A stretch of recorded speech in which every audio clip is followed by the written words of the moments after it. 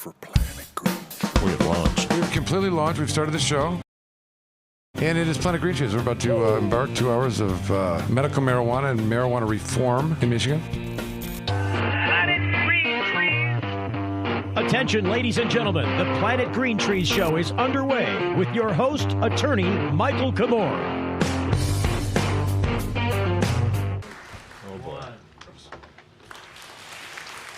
Alrighty. We have launched. Welcome, everybody. Very glad to be here tonight and excited for episode 488 of Planet Green Trees. I'm your host, Michael Komorn. Today's October 29th, 2020. We're calling the show Unsubscribe as a Joke. And we have 2 hours of entertainment and discourse. And before we go over the topics that I'm going to tease here in a minute, let me introduce our esteemed panel of players that are surrounding me here. We can start with the Bunker Boys, not on camera, but with us in spirit. Welcome, and thanks for being here, guys. Moving around the room, we've got Jimmy Powers, founder of Michigan Parents for Compassion, and recently, I understand, got a Google account. I did. Yeah. How's that going for you? It's great. It's really wonderful. I love it.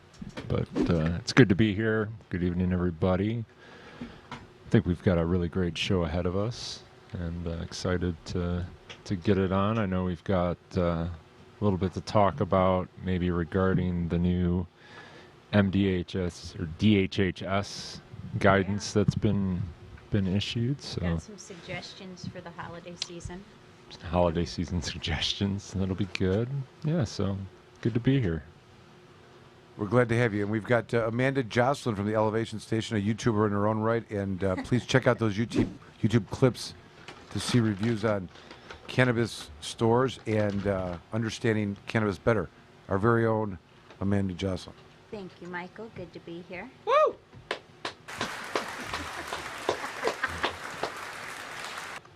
The crowd only likes her. They like her. And of course, we're blessed tonight. I spent a little time with him last night. He's very organized in this interview we did on his podcast, although it doesn't run on iOS for some reason. He's a good friend of ours, and we're glad to have him here. He's got a whole story to tell. We don't always get to tell it, but we have told it. My good friend Earl Carruthers. Hello, hello, hello. And my story would not be a story without you, Kumar. Appreciate that. You had a great introduction for me last night. I know you went to great lengths. I have not produced the same. I'll just say it. It's not, but we're going to make it up as the show goes on. Did you guys run on time? I was a little late. Is that surprising? I couldn't sign in. I couldn't go off my computer to find alternative methods. But we got it done, and it came out okay. It was what is it? So people understand what it is. The link or whatever. Cannabis Therapy Network. You can go on YouTube, check that out. We pretty much teach about cannabis and cannabis products, so we have a well-balanced understanding about the same. So we could end this whack-ass stigma of war on weed. It really is. There's so many things that you brought up yesterday that I thought were so relevant, and I kept the list. Maybe we'll get into some of those today. It's a good topic. And as I told you, I could tell you went to great lengths, and he had a whole presentation, a slide presentation, stats and stuff, questioning me like, what about this, Komorn? What about these stats? What's your explanation for that? Very well done. We're going to talk about that maybe. I won't put you on the spot like you did me. Anyways, moving to the Zoom room up here, we've got my brother and obviously looking very Rasta Rabbi tonight. He's I haven't heard from you all week, Alan. I imagine you've been locked down in Zoom rooms like you like to be. As the only email I seem to get from you is that one that you sent to the world, which is please join me in a Zoom room, and I may ask you to go into a glory room with me. That's right. And who knows what will happen. But please welcome my dear friend, barrister and trumpeter with white gloves, Alan Peisner. Good evening, everybody. It's a pleasure to be here on the Planet Green Tree spaceship flying overhead with the best broadcasts about medical marijuana and criminal defense and Michigan marijuana licensing coming from Komorn Law. If you have any issues regarding that, give them a call at 800-656-3557 or visit their website at komornlaw.com. And let me thank you, Alan. That was very nice of you. And let me quote Alan Peisner, one of his most famous quotes: "Lawyer jokes and yokes are funny until you need one." And just because he's laughing at the joke, because it was lawyerly, let me introduce my dear friend Jeff Frazier, who is who knows where he is. Maybe he'll tell us. Maybe he doesn't have to share his location. It's not that important, the coordinates and stuff like that. But we're glad he's joining us tonight. He is internationally renowned lawyer and iguana lover, great guitar player. Jeff Frazier. Hello, Michael. Hello, everybody. Great to see you. Always great to see you. And yes, I'm in an undisclosed location, but it's north of the wall. I'll give you a hint so far. Jeff, of course, is famously quoted as saying, when asked, why do you want to be a criminal defense lawyer, his response has been, if I have to explain it to you, you won't understand. That's right. Gee, thank you. We need that. We need a drum. I got my jokes here. I'm going to be trying to work them in. I'm working on some of my material right now. That's good. And of course, mix it up a little bit. Looking a little bit like Waldo, I must say. Can't help it to. But he's. We're glad to have him with us tonight. We actually hung out a couple minutes this week. First time in a long, long time. Quite enjoyable. And we don't get enough of him. There's never enough Jamie time. Very busy doing stuff, active. He is responsible for everything. Of course, he is responsible for everything. Please welcome Jamie Lowell, Cabbage Cafe, and so much more. Yep. Hello. Very glad to be here. That seemed non-convincing, but while we're talking, it's like he's in a prison. It's like from prison or something. Where are you? What is that you're in? The car? Okay, right, I understand. Yep, waiting to check in the hotel. Okay. You're in the. Well, you must be in like the parking lot of the hotel. All right. Okay. Are you willing to share some of the topics that were discussed on Cabbage Cafe, as I like you to do sometimes, and sure. Let us know what's the Democratic Cannabis Caucus endorsed the list of candidates. The city of Detroit put out their ordinance for accepting adult use cannabis and all the licenses allowed and all that, and in which the way they're going to do it. And the Last Prisoner Project and Democratic Cannabis Caucus, and spearheaded by the Redemption Foundation, has raised, I think it's at $40,000 and growing, expected to get up to a couple $100,000 in not too long from now, which will help aid in getting some of the prisoners out and an ability to get their lives restarted. Again, there's a lot of people working on it, but Ryan Baser really helped to spearhead a lot of this. It's very cool. Well, that was part of Ryan's branding, right? He wanted to make sure that those suffering still from the war on cannabis were not forgotten. So that's good to hear that project's coming along. It's a very worthy cause, and it's unfortunate that it has to come to some private business fundraising in order to get the attention for these kind of things, because we would have expected. I think here's what's going on in terms of Michael Thompson. Obviously the first major name. Hope that he's the first of many.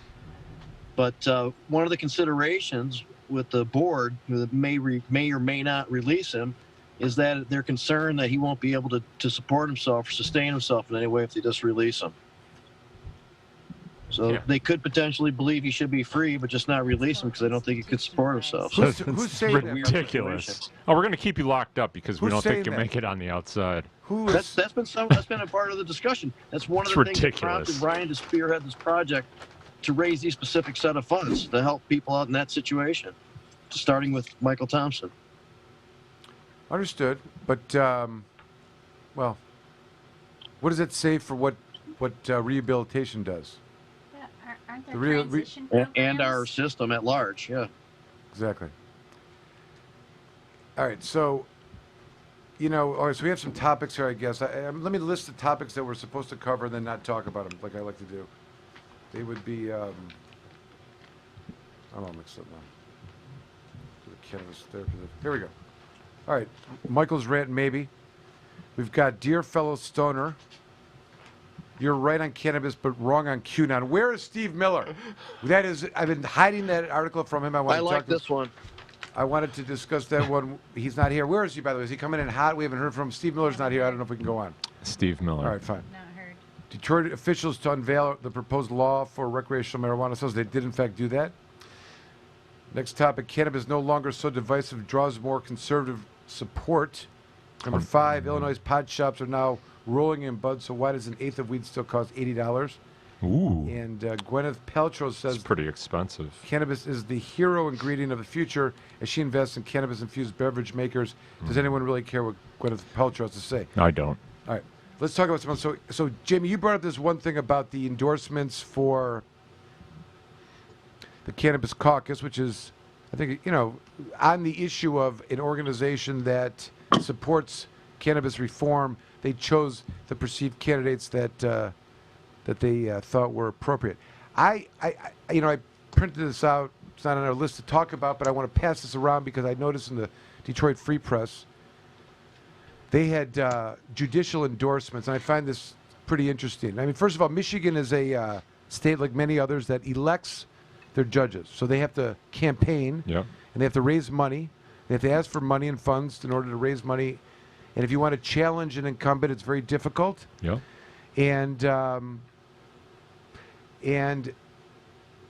if you get an endorsement from the Free Press, It's a big deal. you're going to win. And I realized that as I was reading this. And Yeah. the reasons that they give here for the endorsements are what I wanted to talk about. So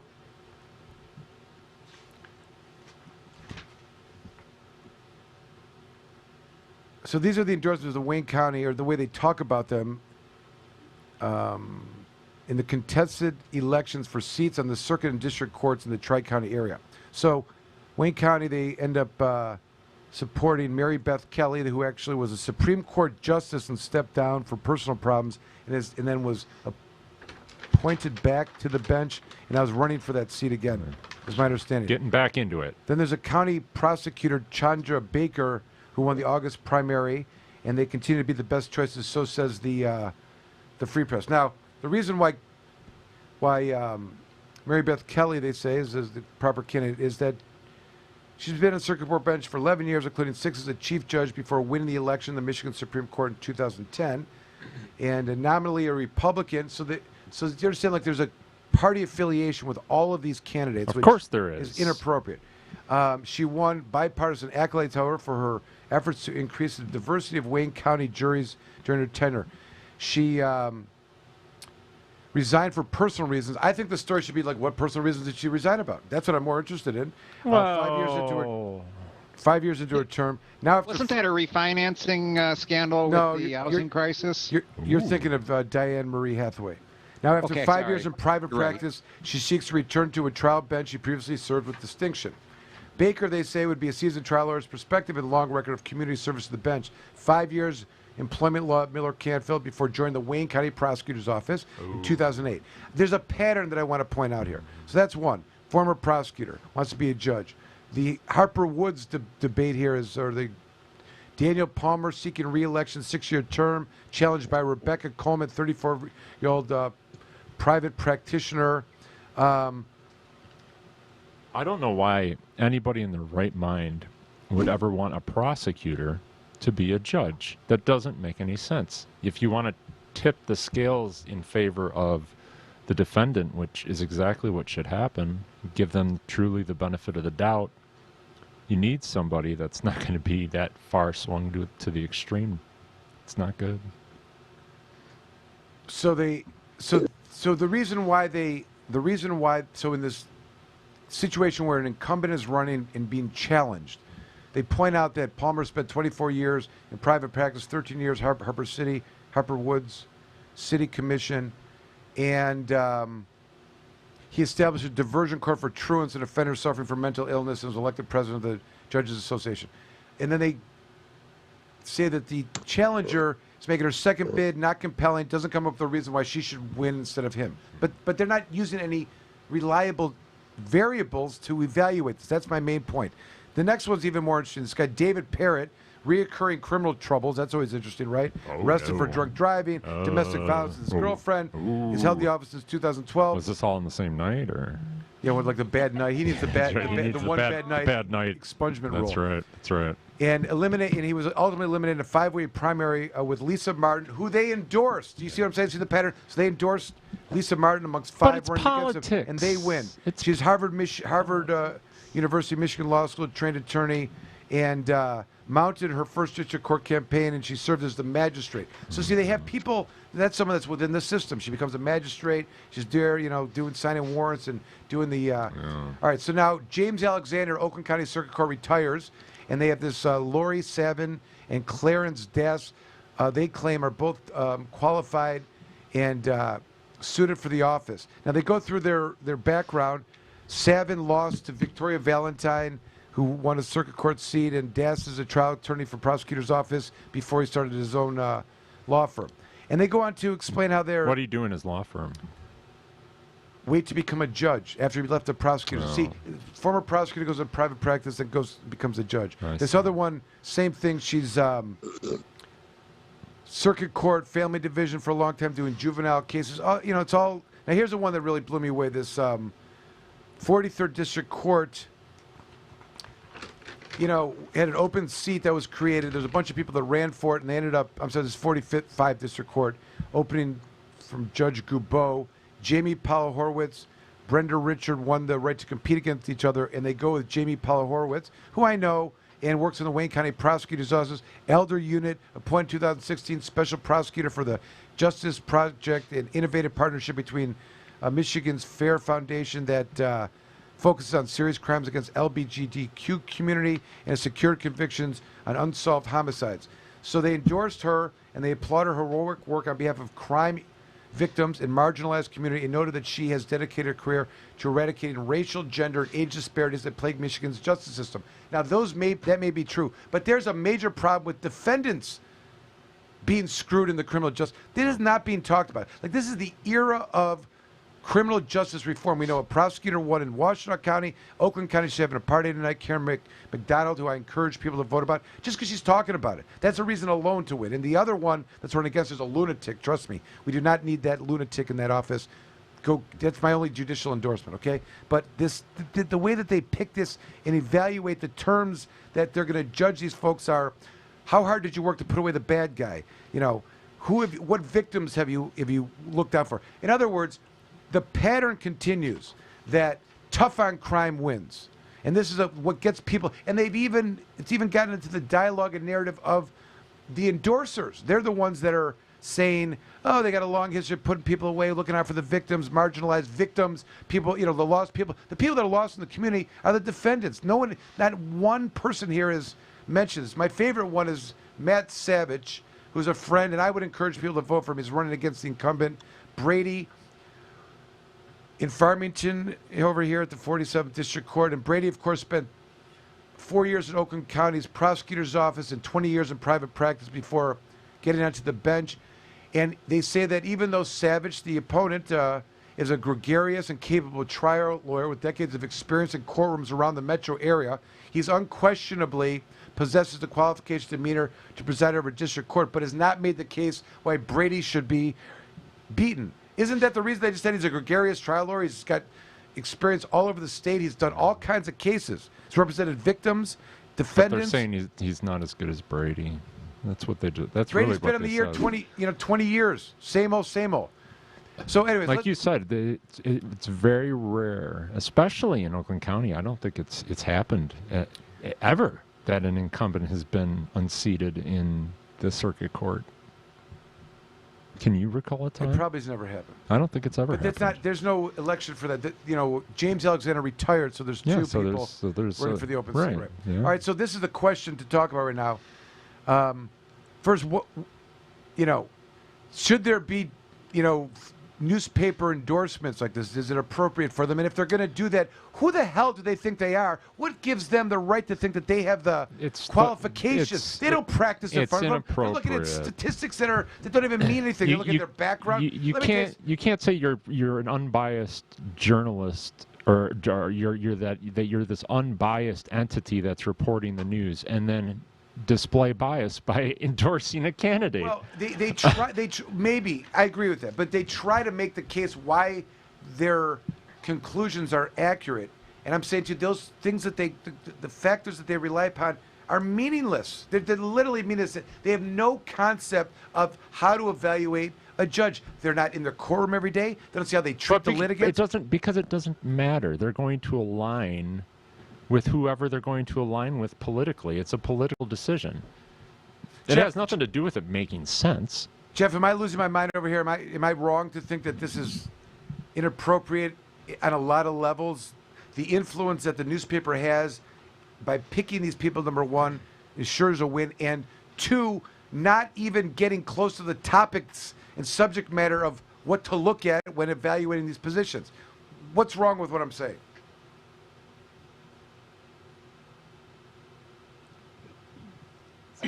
Muted. Can't hear you.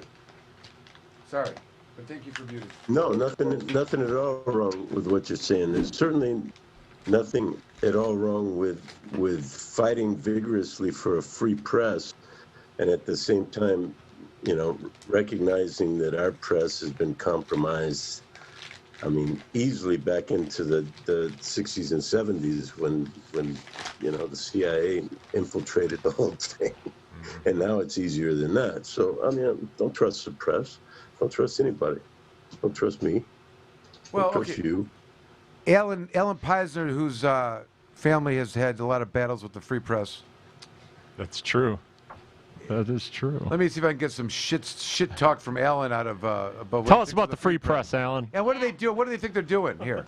They're influencing elections where they have no business being involved. They have no. Who are these people?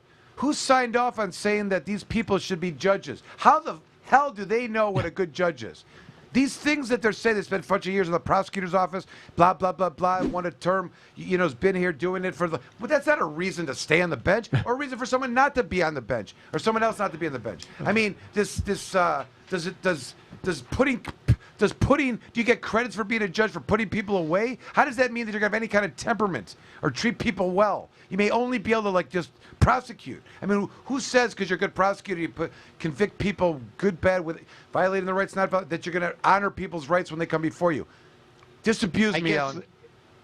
Okay, the question I see that you're asking is, do you really have to be a lawyer to say that this is a good judge or a bad judge? And I don't think you do. I think the free press is entitled to have their own opinions. They've got that First Amendment free speech. I think they probably watch more cases than I do and know more about the judges. All I know about these judges are what I hear from other attorneys and what I see from reading opinions. Okay, that is the thing that you look to. What else are you going to say? Or the experience of the people that are in there? What are you going to go talk to the court administrator and they're going to tell you how much money they're making and that's going to make the judgment here? I mean, what are we talking about? You don't think you're as qualified as the people in the free... They do not watch more cases than you do. They do not sit in the courtroom. The things that they're talking about is, she was appointed by Kim Worthy to some fucking position, and that gets her on the thing. Big deal. She's friends with Kim Worthy. She gave Kim Worthy a bunch of money. She gets appointed to a position. That is not a basis to be a judge. She played better politics than everybody else. I mean, I like her. I think she should be the judge in this situation. I'm not knocking it, but those are not the reasons. You know what I mean? Like, you hear from other lawyers, you're fucking on that Darrow and whatever, you're constantly commenting on the judges. I mean, don't tell me you don't have the knowledge to opine on, or at least opine on it and then give legitimate legal reasons. You can say as a lawyer, that is a dumb opinion. That judge doesn't have a good sense of Fourth Amendment. Where'd you go? Can you still hear me? I can hear you. Okay. And that judge doesn't have a good Fourth Amendment concept. That judge has never factually found an officer to be untruthful when they're lying blatantly. That judge found that lawyer in contempt for exercising his client's rights. I mean, there's a lot of things. These are things that are supposed to happen, not supposed to happen. Don't say that they're entitled. I mean, yes, legally they have an entitled to their opinion, but beyond that, should they be doing this? Isn't it inappropriate? I think they're all entitled to their opinion, and I stand by my position that lawyers aren't the only ones qualified to evaluate the competency of judges. For example, I think everybody in this audience could tell us that Jane Markey should not be on the Court of Appeals when she said that wet flour is usable marijuana. I mean, it just doesn't make common sense. And to say that wet flour is usable marijuana defies any understanding of marijuana, and she should have disqualified herself from the subject in the case if she couldn't give us even a basic decision on it. But I don't think you need to be a lawyer or a judge to realize how bad she was, and there's countless other examples of that. Let me go straight to the free press here again and show you exactly what they said about some of these judges' opinions. It doesn't exist. They're not commenting on the opinion of this judge said wet, dry, or whatever. What are you talking about, Alan? The judge was a former prosecutor. They should be a judge again. I mean, what are you talking about? This one got a bunch of convictions. They should be a judge. Nobody's reading the opinions. These free press people aren't reading the opinions. All right, enough about you. I'm sorry. All right, It's okay. I think we have a more here's a better fundamental question. problem with. Here's a better question. Well, okay, they're entitled to their opinion, but they should have asked people that have knowledge, actual personal knowledge of the demeanor of the court, so they could give an opinion that matters on basis of things. All right, what are factors that should be considered when we're electing a judge? Jamie? Stop pointing fingers. Jamie? So when we discuss whether or not the newspaper should be offering up an opinion, I don't think that there's an issue with that either. There is an opinion section of the newspaper, and it's known that somebody is offering up their opinion. They're offering up information as to why they support these candidates, and the person reading it can choose whether or not that information is convincing enough to go along with their information. So I don't take issue with that at all. And I think a lot of common citizens don't look at cases either. So and they'd want some kind of to know, since they are voting on these people. Do you think? Okay, I can appreciate that, and I see now I have opponents on the other side. I'm going to have to try to be more persuasive instead of yell. All right. One of the questions I want to know is what factors should we consider? Now, should their opinions that they've written, the rulings that they've had in court, should those things be evaluated, or are we going? See, the point I'm making is, first of all, what are the areas that we should be judging? And shouldn't lawyers, people that appear from both sides even, or a bar association, like a cannabis caucus would endorse someone, like a bar association, or shouldn't that at least be part of it, the ones that are practicing there? Isn't the opinion of the lawyers somewhat meaningful? Not defense lawyers only, but for the evaluation of who should be a good judge or not?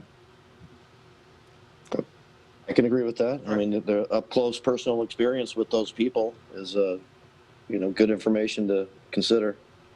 Okay. What about, and what are because Jay, my concern with this, it's like, people have a right to choose what they want.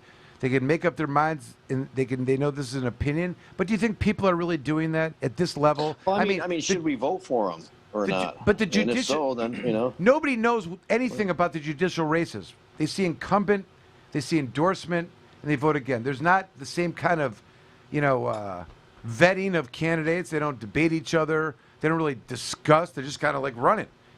I'm for justice and tough on crime.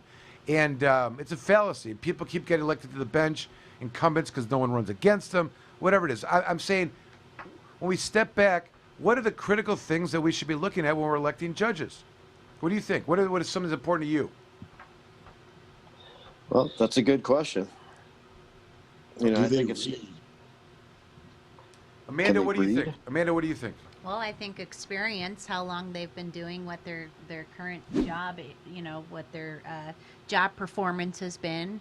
I'm sure there's some type of performance measurements that are within their departments. Cases maybe that they've, cases that they've taken on should be a consideration because, if they're going into another position. And that's, from an outside standpoint, that's really all we have, unless you've had up-close personal experience like an attorney would, or somebody that, constantly reads the court section or whatnot. So, I don't know, job performance, I guess. It's interesting. Making that public. I want to come back to job performance. It's an interesting topic that you bring that you went there. Earl, what are your thoughts? You got any ideas on how judges should be? I actually do. I believe we should look at their track record of how they actually implemented justice.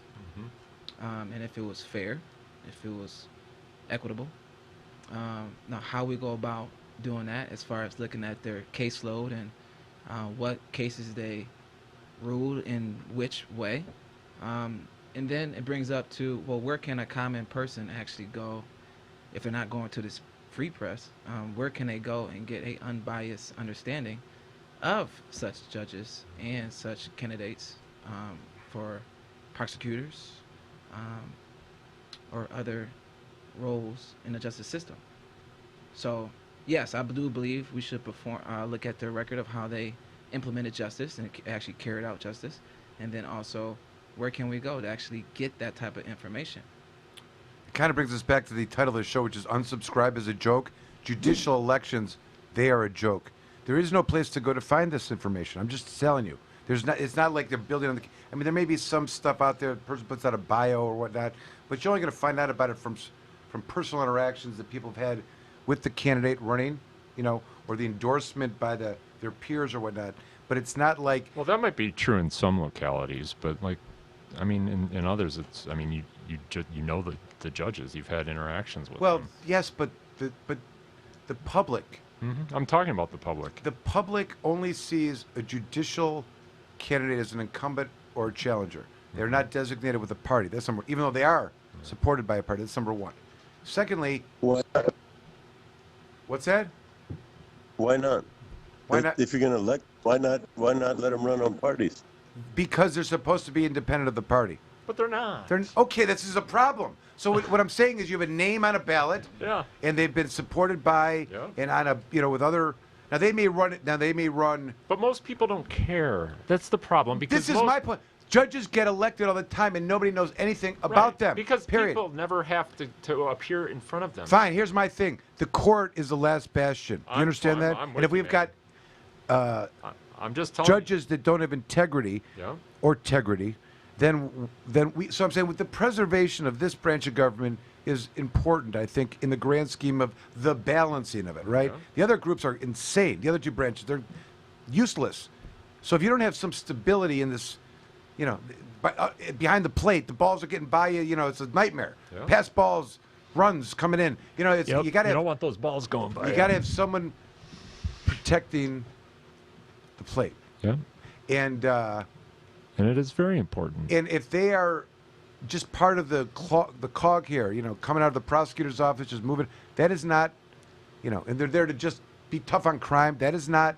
So, Amanda mentioned something, and it's weird because there is virtually no performance measures that exist ever. Judges could be lazy as... See, it's interesting. People don't really understand judges. Like in Wayne County, for example, there's a court administrator that's managing like 20 judges, 25 judges, right? They wake up every day and they are concerned about what courts are adjourning cases, what judges aren't showing up, what judges are not doing their jobs and not working. Like they're managing a bunch of babies. They're like, what can I do to make them go to work today? Okay, and this is all over the place. Some are diligent, some take on other judges' dockets. When they're not there, some love working. They can't get enough of it. They don't care. They're just Some of them are the exact opposite. They can't get through their docket. They don't finish stuff. Things lingering. Nightmare for humans and people that are coming in and out, the clerks, the staff, the lawyers. But that's not how the world sees them. They see them as these people that like doing what they're doing. They're showing up. They got no kind of issues themselves. Their lives are perfect at home. They're all messed up. They're all screwed up just like everybody else. And these are things to know about because their demeanor, their integrity, their personalities, it all goes into it. I mean, Wayne County is a great example. I mean, I love the Hathaway family. I've supported them. Richard Hathaway, Dana Hathaway is now, she was the judge that, Rick, White Boy Rick, she was the judge. I mean, she didn't do anything, but like the case got dismissed in front of her.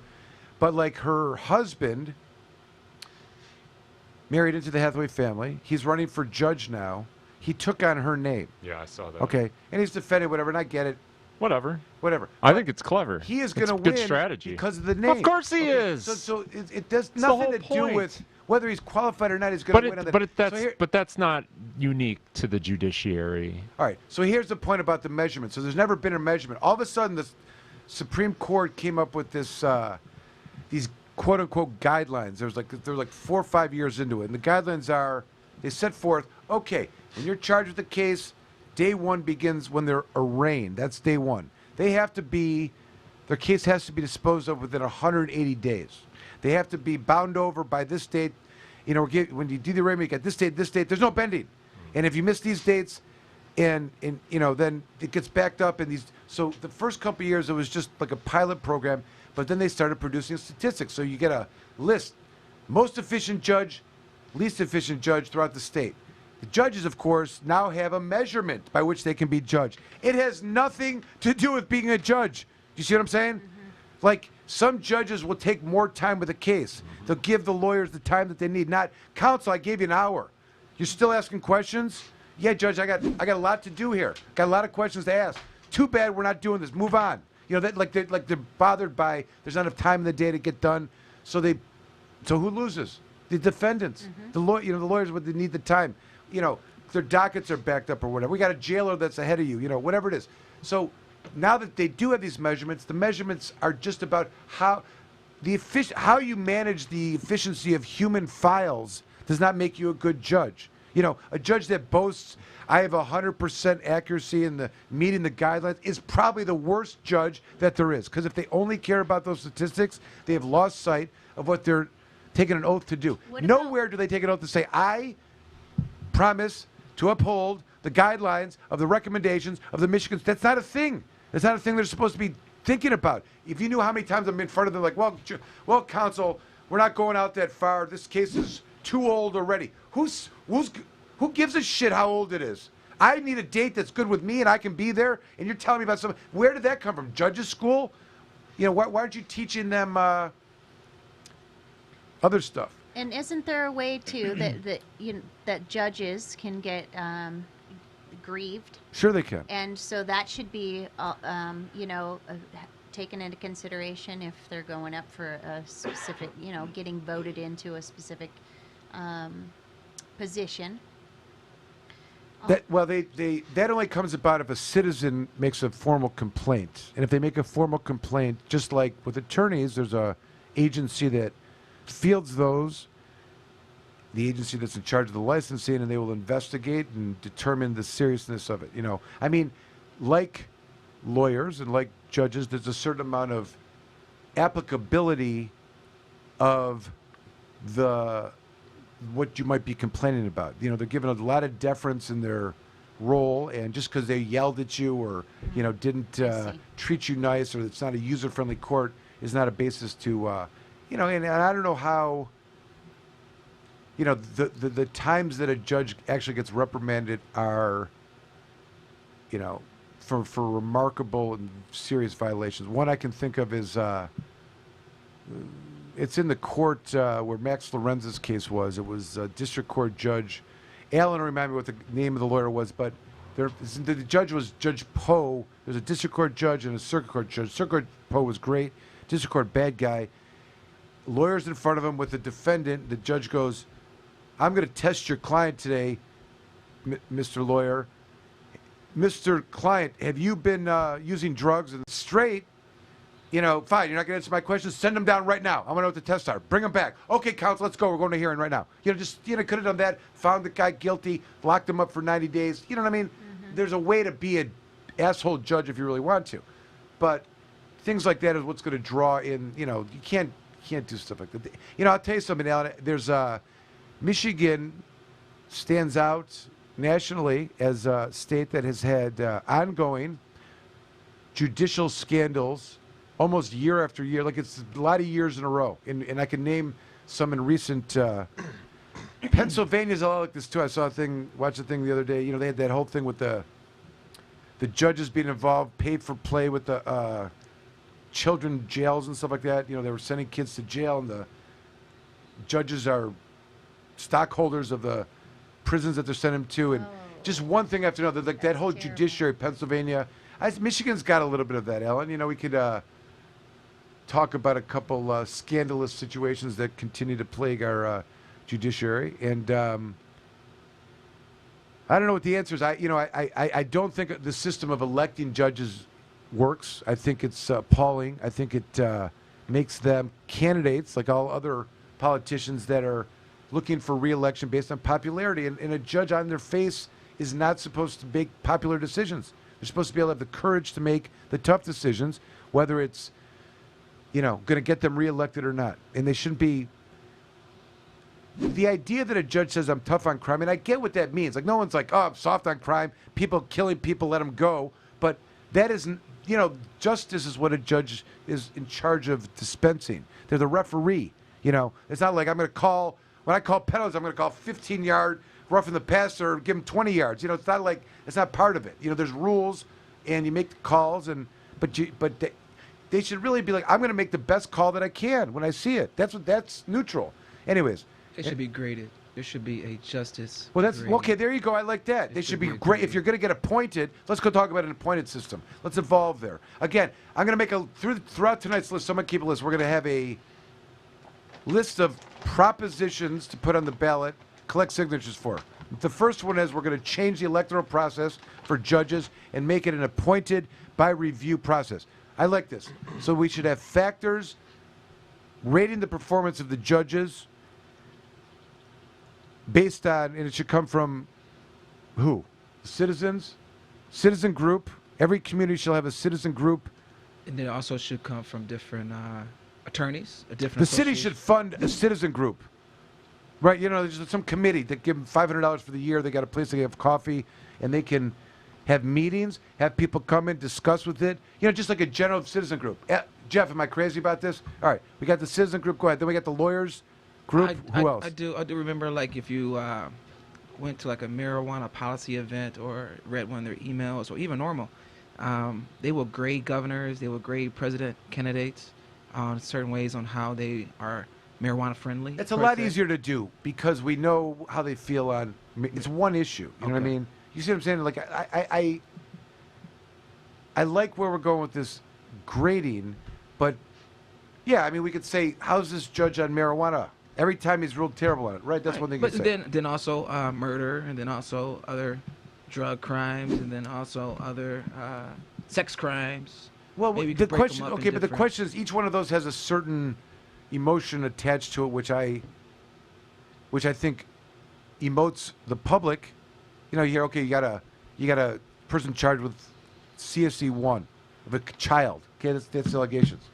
Okay, that judge should be able to make decisions on evidence, on admissibility, on dismissing the case without a concern, and they should be able to do it because it's the right thing to do. Now, because there's been people that have been charged with that crime, and they've been wrongly charged. Okay, so the idea that how they had criminal sexual conduct doesn't mean, when they're convicted, how many hundreds of years did they give them? That goes without saying. That's Right. if they're soft on convicted child predators, that may be a thing. If they're, I don't know, if they're soft on murderers, but that's a. Or if they're trying to just, you mentioned some cases where some judges were kind of Cattle herd. yeah, exactly, for Running the minor machine. offenses and Yeah. tickets, and then you got different People coming. caucuses, and you got the Democratic caucus. They may get a couple points, a couple grades if they're in favor of a certain thing. You got the cannabis caucus, Well, black listen, caucus, I'm saying it's cock easier. caucus. Yeah. It's easier I don't to. Here a caucus, there a caucus, everywhere a caucus, caucus.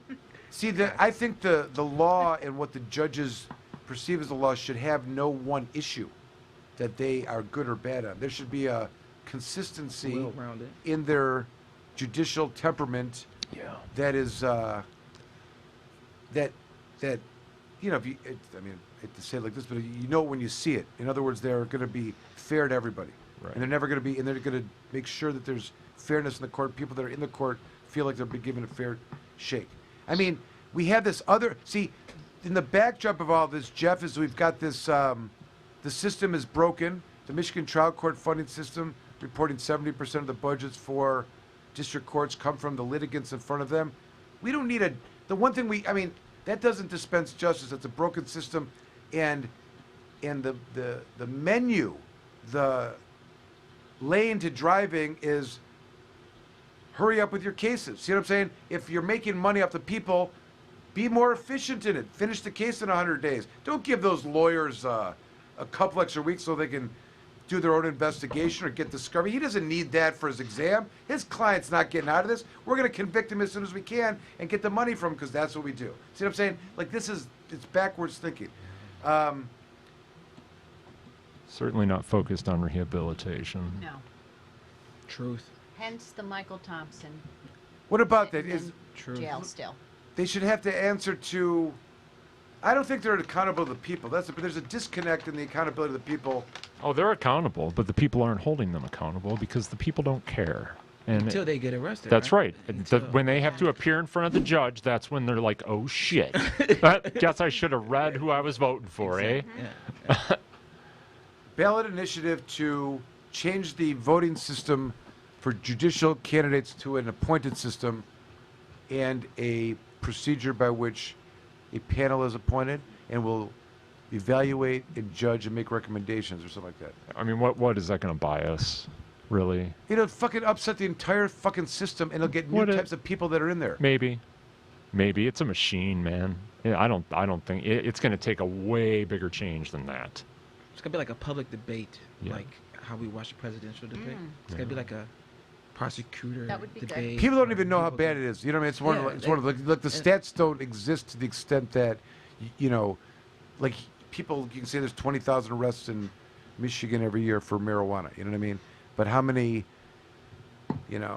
like if there's a community like that, can they say that they've had 20,000 bad experiences with one judge that you can get all those people? You know what I mean? Right. It's harder to.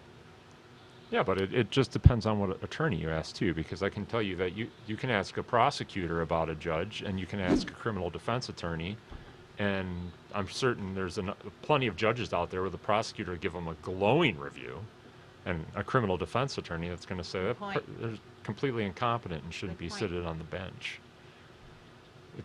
People need to get to know these people, and that's the problem with politics, is we're so far removed from these candidates that we don't know them. We don't know what they stand for. We know what we've read. Maybe we need, here's ballot initiative 2.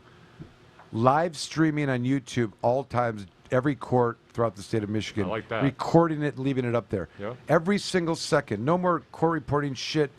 It's live. It's up there. Unless there's kids involved. That's fine. But everything else, I agree. Judicial TV. Yeah. And maybe some, I mean, I guess there's probably some other instances like certain victims of sex crimes and whatnot. Yeah, there are there would be courts. certain Listen, things. there are some courts that will hold their YouTube that, because the way that we're living now is very few are allowed in the court, and they broadcast it live on YouTube, which gets around the open court, but it's not uploaded. Some courts do that. Very few do. Yeah. And you can't, rip it or copy it or whatever. But I, maybe that's the second ability. Who's taking notes? Someone's got to write this stuff down. Issue number 2. I think Alan's I've got got it. 4 more that we're going to get to throughout the night. All right, is it time to take a break? It is. Was that enough on that topic? Yeah. Have we had enough? Yeah. Man, it's Sure. got all the snacks. I'm in not there. resolved yet. Yeah, I'm not resolved. Well, Someone's going to have to We'll get right back at it once we come I back. don't know from here, but I'm just saying. But you're listening to Planet Green Trees. We'll be back.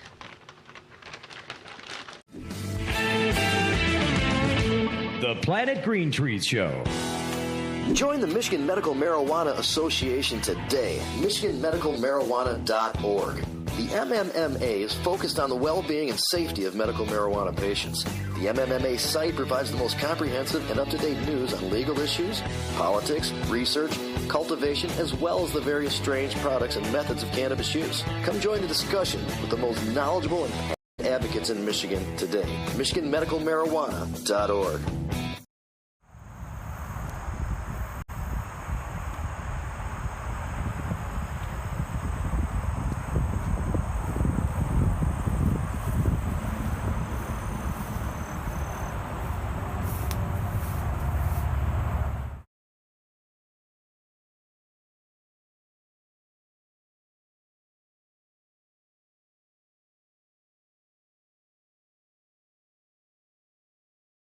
I am Earl from G3 Cannabis Therapy Network, and you are watching Planet Green Trees, the original and #1 podcast in Michigan for all things cannabis and legal news. Hey folks, this is Amanda Joslin with the Amanda Report, sponsored by Komorn Law, aired on Planet Green Trees TV. We're here in East Tawas, and man is it beautiful weather, but a little windy, and we're about to do a review on the Botanical Company.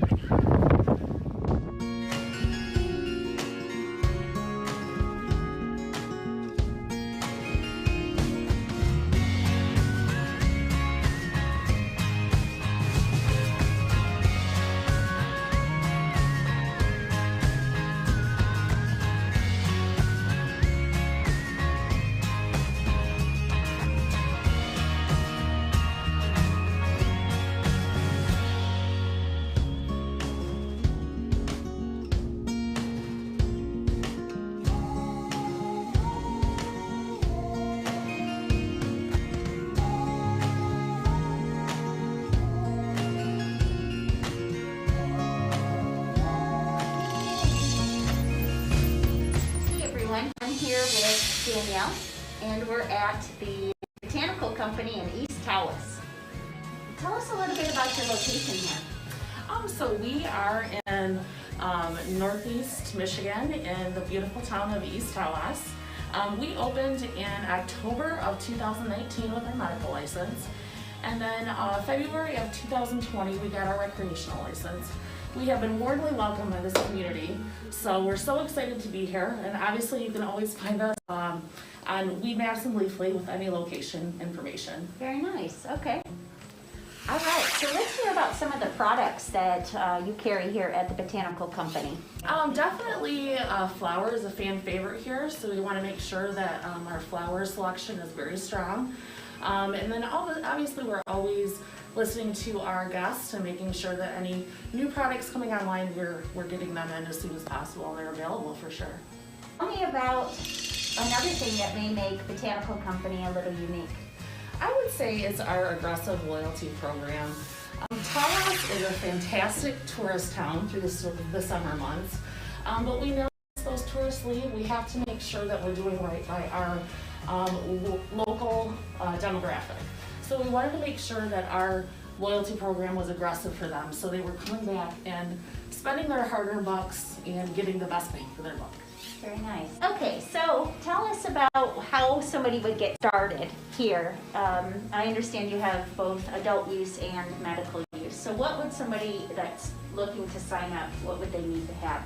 On the medical side, you just need your valid NMJ card and a valid driver's license or state ID. And then on the recreational side, you just need a valid ID. And then really we want to make it very friendly and make it a place where either if you're new to the cannabis lifestyle or very well versed and know exactly what you want, we just want to make sure it's a friendly atmosphere to come on in and spend as much time with our budtenders as you'd like to. So other locations, what can we expect from the Botanical Company? Danielle? We're so excited. We have our vertically integrated facility being built as we speak in Lansing. Such a strong cannabis culture there. That will be our cultivation, processing, and provisioning. That really is our flagship location. Very exciting. So November 1st, we hope to have provisioning open there.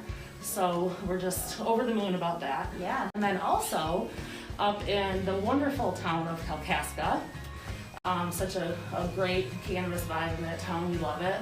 We're going to be opening provisioning and then also social use lounge, which is just, we're so excited to be able to come and get your products. They're right next door to each other. You can come and shop and go next door and just check out some music or hang out, and we're over the moon about it. I can't wait. Yeah, us too. Us Yeah, too. so I guess we'll have to be making another trip up north to take a look at not only the provisioning center, but also the lounge. And I understand there's going to be some awesome Kalkaska Kush. Oh, Kalkushka. Kalkushka! For our friends at Real Leaf Solutions. Very nice. And Very it nice. is something that you can currently find at Tawas store, and we will be obviously providing that at all of our locations, and it is phenomenal. Try it if you can find some. So keep your eyes open, folks, and we'll be reporting more with their Lansing location and their Kalkaska location.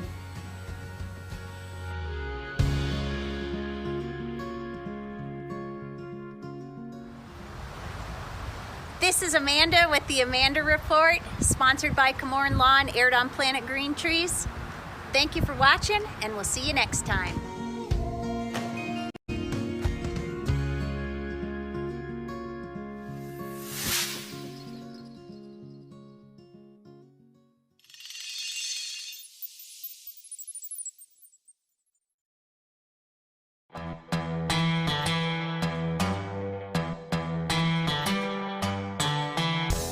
An important and historical farm crop in American agriculture is returned after having been classified as a controlled substance and illegal.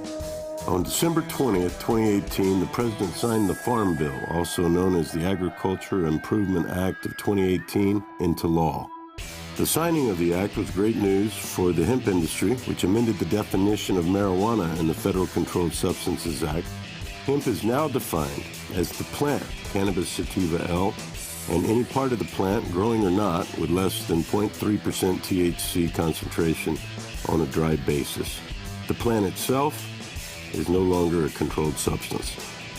Hemp is one of the most versatile plants on earth. From clothing, fiber, paper, building materials, hempcrete, biofuels, CBD, and medical uses, it has been a part of America's industry for over 200 years. Even the United States Constitution was drafted on hemp paper. The time is now. If you're thinking of getting in the farming or processing of hemp, contact our global experts, legal, and consultation teams to make sure that you're on the right road when you venture into the new hemp industrial revolution. Michigan Hemp Industries has been a leader and advocate for the return of the hemp industry, so come be a part of the new revolution in agriculture in Michigan.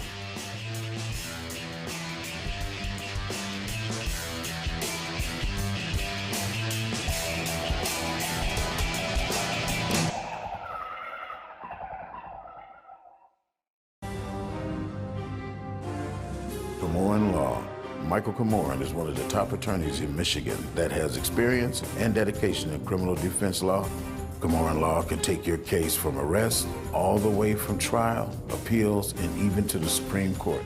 The team at Komorn Law has the compassion and the experience you can look to for help in your time of need. Komorn Law has over 25 years experience in criminal defense. We have accomplished numerous legislative changes through community involvement and lobbying. Our award-winning law firm has a reputation like no other for keeping overreaching government accountable and in check. We have built Komorn Law for people who need lawyers to stand up to the system, fight back and win. Once we become your lawyer, you become a part of our family. Don't settle for less, just ask our clients. Komorn Law, the best damn criminal defense lawyers, period.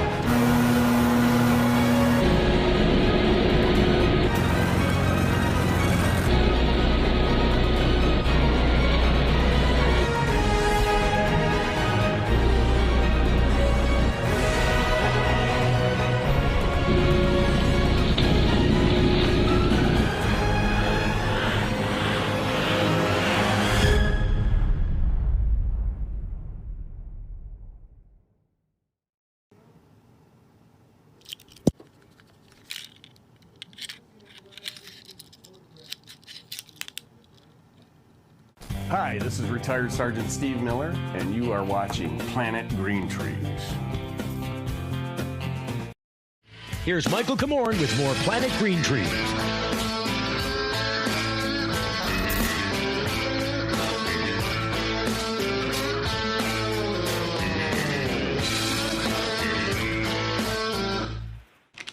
All right, I guess we're back. Thanks for staying with us.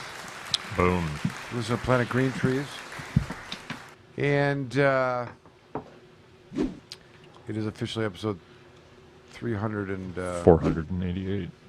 We're calling it Unsubscribe as a Joke. Okay, so Amanda, do we have a question from the listeners? We do. Anyone that's listening, thank you for listening. The question... We appreciate you.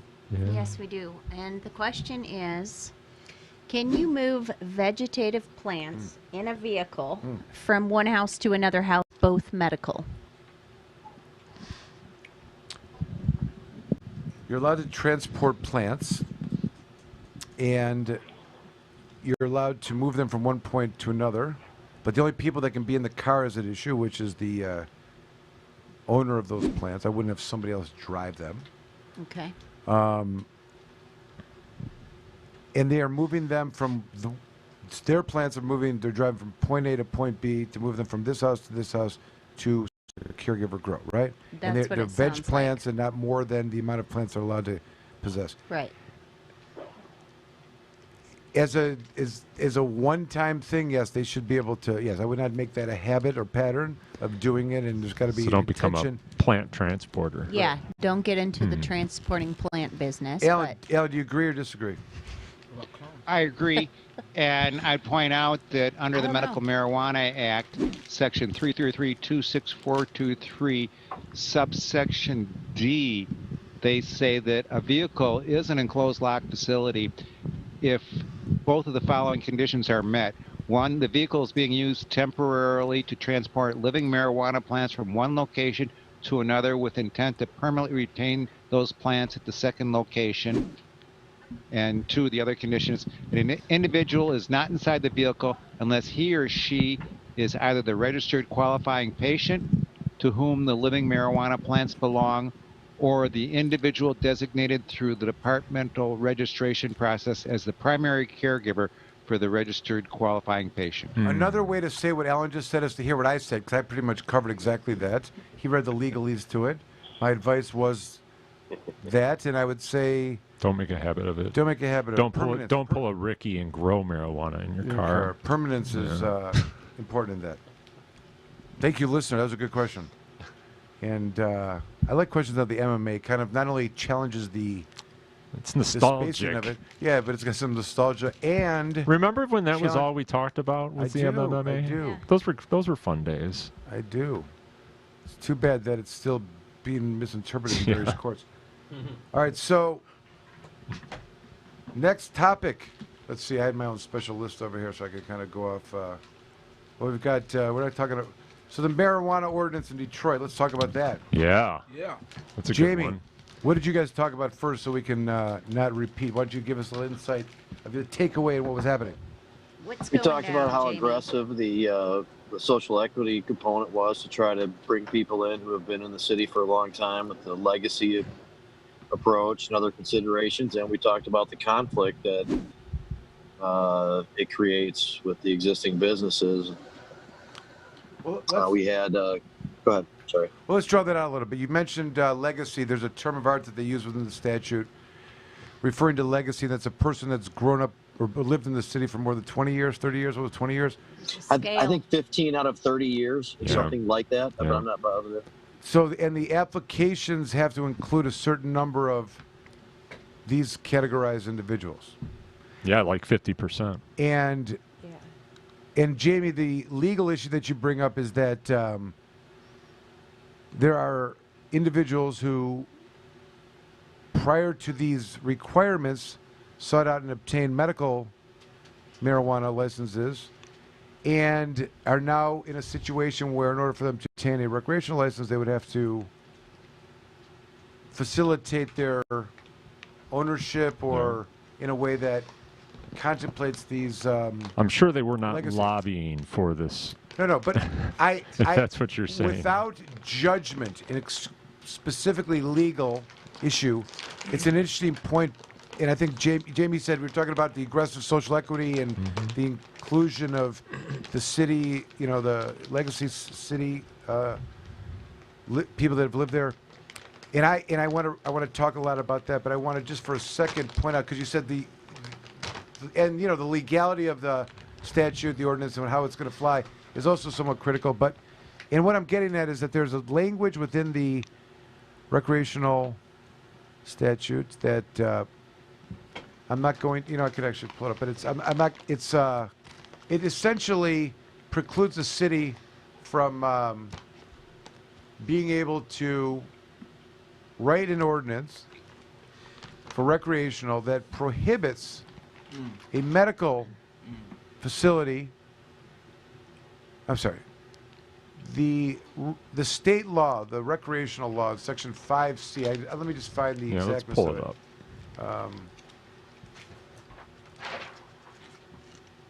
All right, it's all falling apart now. It's all falling apart. It's okay. It's all right. Okay. Why is this?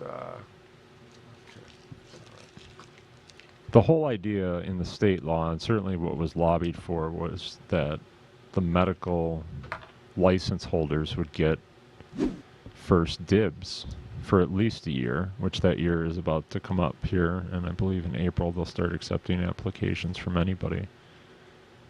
I'm not sure on the language that precluded a municipality from forbidding or from not guaranteeing, I should say. A municipality may not adopt an ordinance. This is section 6.5 of the recreational law. It says, a municipality may not adopt an ordinance that restricts the transportation of marijuana through the municipality or prohibits a marijuana grower, processor, or marijuana retailer from operating within a single facility or from operating at a location shared with a marijuana facility operating pursuant to the Medical Marijuana Facilities Licensing Act, also known as MCL 333.27101. It means nothing. There's some additional language. That doesn't guarantee anything. That just says that if you've got both, they can share a facility. No, it doesn't. Jim, stop. That's what it says. Jim, yeah. Not only are you misinterpreting that, and I'm disappointed because I saw you as my most learned non-lawyer lawyer. That language does say exactly what I wanted to say. No. And it is established in other circumstances to be true. No. And all of the pending lawsuits that exist currently for medical marijuana approved licenses is in part based on that statutory language. It's not what it says. It says that the municipality may not adopt a recreational ordinance that restricts marijuana transportation through. It's almost like a commerce clause. Yeah, transportation through the municipality. Got it. Okay. That doesn't apply. Keep going. Or prohibit a marijuana grower, processor, or retailer from operating within a single facility. Yeah. That's so that you can vertically integrate in a single facility. They can't write a statute that prohibits a retailer from operating within a facility that's shared with a medical marijuana license facility act retailer. So if that facility, right, but that means that assumes that there's some other licensed entity. Exactly. This is my point. If you have the medical, which is what they're saying, they cannot write. If they've already given you medical, their ordinance cannot preclude that medical from getting a recreational. That's what that says. I don't agree with you. Jamie, you've talked to other lawyers. Do they agree with me or disagree? Are you back in the car now, or do you have to go back, get out of the yard? What happened to you? Yeah, Just kidding. Where are you going? You're like, well, I'm doing a couple things. I don't have full attention going on. Was there something about the not being able to like prohibit or obstruct like the investment or something like that? There's another point of that, but did you hear what I was talking about, the section 6.5 that specifically states that a municipality cannot write an ordinance that prohibits a marijuana retailer, in this case, from operating within a single facility or from operating at a location shared. Shared. Right. That. All right. Well, okay. All right. Well, listen. Maybe, I mean, you're the intent of lawyer. that? I You're know, the what lawyer. I'm saying. But what it says to me is that, hey, if you have two license holders, one has a medical license and one has a recreational license, or hell, maybe it's one person with two licenses, whatever, that they can operate simultaneously in the same facility.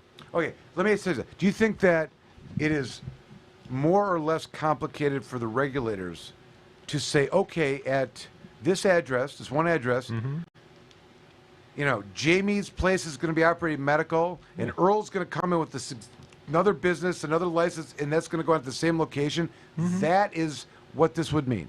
No, that a medical facility could also serve recreational customers. Okay, we know that that's the case. But only if the license, if they hold both licenses. They have to hold both. No. This says a municipality may not adopt an ordinance. Yeah. So we're talking about whatever. So the City of Detroit adopts an ordinance.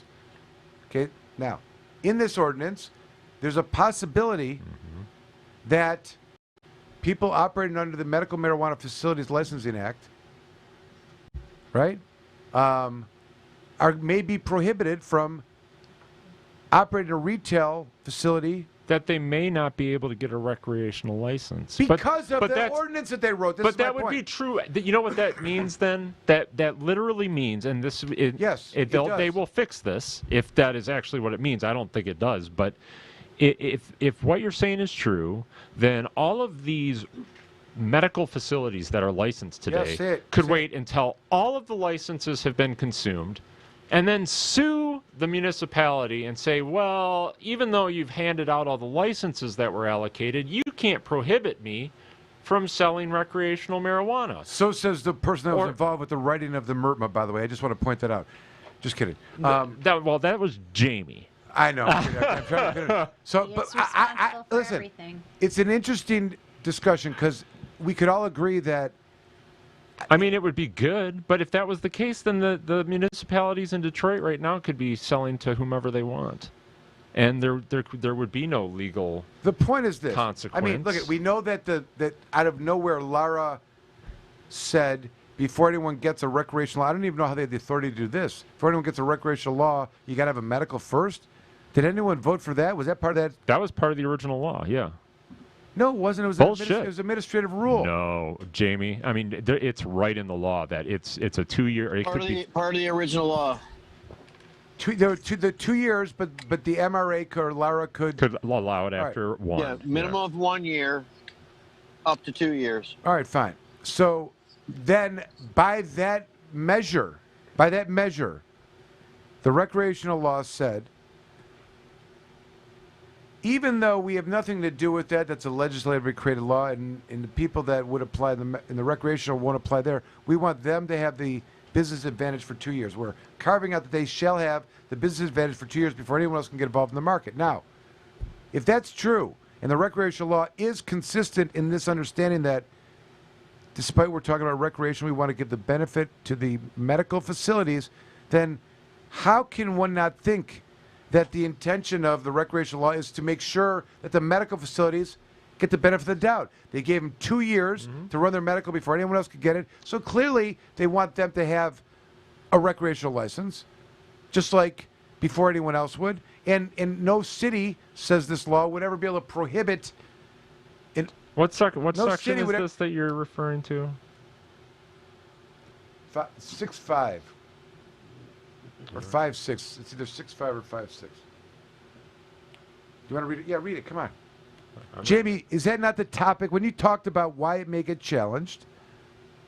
And Jamie refers to another point in there which says that both statutes have some reference to the administration of this act and the ordinances and rules can't be such that they would make it stupid for a reasonable investor to partake in the marketplace. Something to that effect. Like if it's and if somebody who has an existing medical license is not going to be eligible for a MRTMA license, I mean, I think that might be an argument for that. That's not a thing. I mean, Jamie. How can you say that? Listen, if someone's got an MMFLA license, they get fast tracked to get a rec license. They'll do it in a month. Right. They just have to pay. They can. But I get this. It will be decided in court. I can see why you're arguing what you argue, and there's some credence to it. But I think there's credence to the other argument that both entities would have to be licensed, even if those two entities were the same person. Of course. But that there's no guarantee that the city has to license them. That's what that says. No, it says that they may not adopt an ordinance that restricts, and that doesn't restrict that. It doesn't. It doesn't even talk about that. If I'm a retailer in a city, yep, and I'm a medical marijuana retailer, yep, and I get fast tracked and I get my rec pre-approval, and the only thing I need is the city to give you a license, and they say, nope, sorry, we gave it to these other cats over here. Yep. This prevents them from doing. I don't think so. All right. I think the courts will agree with me. You've got your argument is strong, but it's not. It's just not what I'm. It's certainly I don't believe what the intent. Let me do this. Let me get before you. It's fine. I think that there's some precedent that exists in other circuit courts, not court of appeal stuff, but that gives it some credence. Jamie, is this the? Have you discussed this while you've been cheating with other lawyers on me? Oh my! This kind of topic is this a discussion? He might have dumped. He might have. No, not really. Not No. Not about that. Only on PGT. Only on PGT. This is pretty new, This is the hard-hitting stuff, and this is why it's so important that people elect good judges, because ultimately these judges are going to have a tremendous amount of influence, at least influence, if they're not just outright making the decisions. You understand what you're saying? Yeah. In this local community, this judge that these people are going to elect is going to make a decision that is not the right decision, but that's going to get them reelected by the local community. Right. Do you remember the Barber of Seville case? Yeah. That was a good one. Okay, we may agree. Put aside the subject matter. This guy is in a town that they are going crazy. They fucking There's all loved kinds it. of Loved guys it. like the hero from, Yeah. he's like the barber of and Owasso. He's being oppressed. This judge is not ruling. Fuck no, he's not. Hell no. And he didn't, whether he should or should not have become Didn't matter. Of and course. he knows, of course. let him appeal me. Yeah. I'll at least go to the... make sure he's a martyr after that. Like, you're going to appeal me. Right. So, I mean, it's... All right, so that enough on that? I don't know. I think that was good. Well, let's talk about the details of it. Let's talk about the social equity issue, Jamie, and also the aggressive, the desire, desire of the city. The social equity's good. Okay, that's good. People aren't going to like it, and that's okay because there's limitations or no limitations.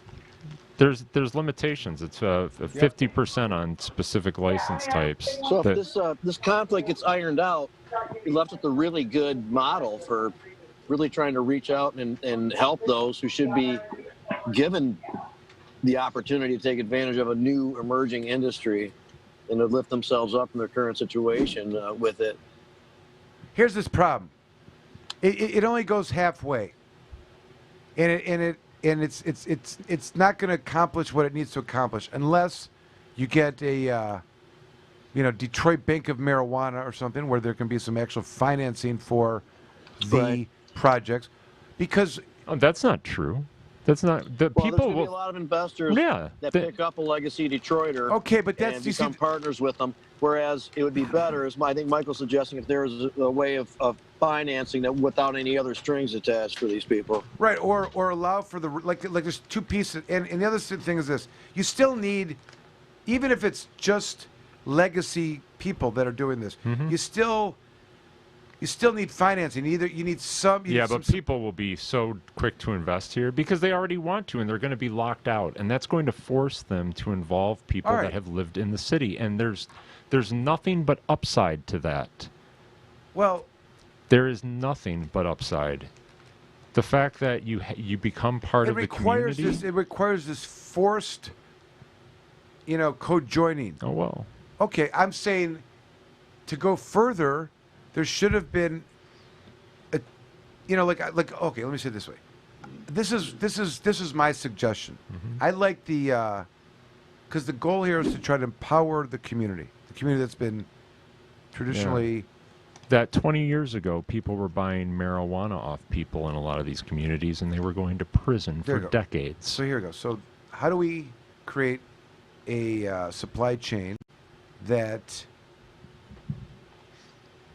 focuses on the community's production of it and not elsewhere? How do we centralize that so that it's self-sufficient? It doesn't have to rely upon these other actors and players. If we're really going to push for the social equity issue here in this city is going to make the stand on that, let's look at the best way to do it. All right. So because we have these other existing big licenses that rely upon the mutuality of the metrics and the statewide,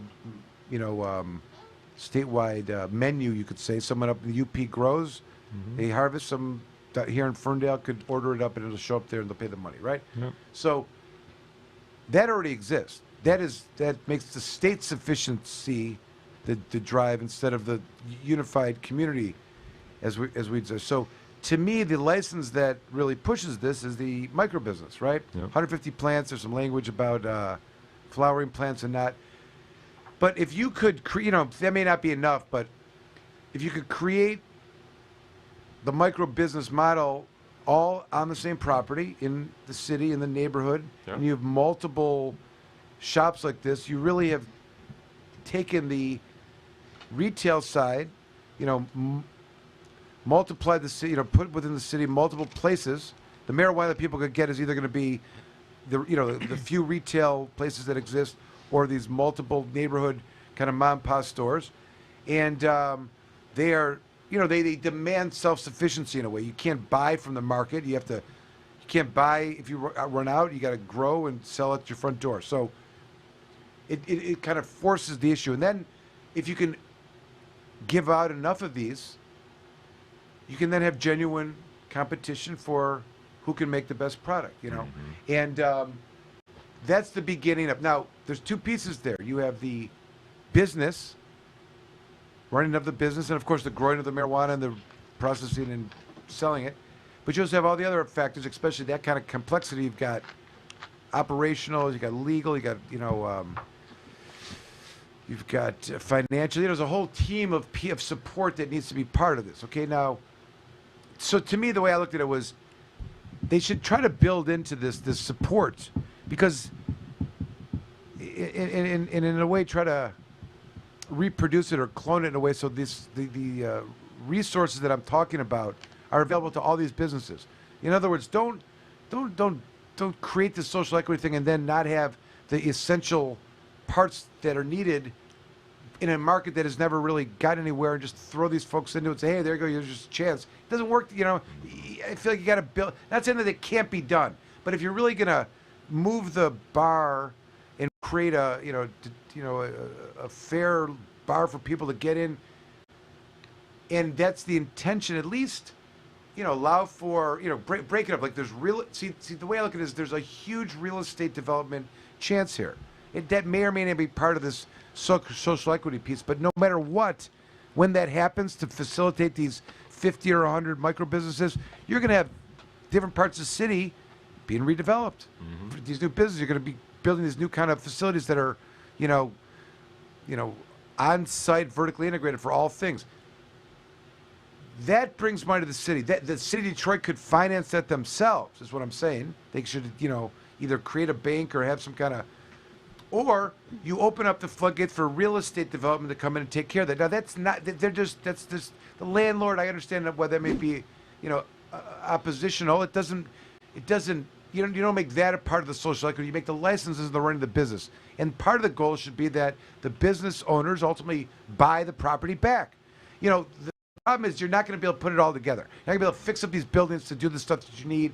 Maybe you will, but it's just a lot of capital. I think there was a more efficient way to get there and target. You don't think people will come to invest in these businesses? I believe it won't be hard to find people. I believe they're probably knocking on the doors now. If they're smart, they're starting to try and align themselves with people that have lived in the city so that they can be part of a business. Sure.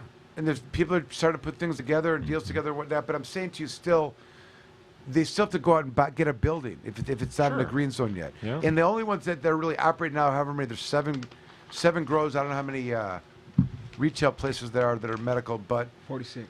46. They all need to get their recreational license. Now they need 7 or 5 legacy people, right? Yeah, maybe. What? Maybe.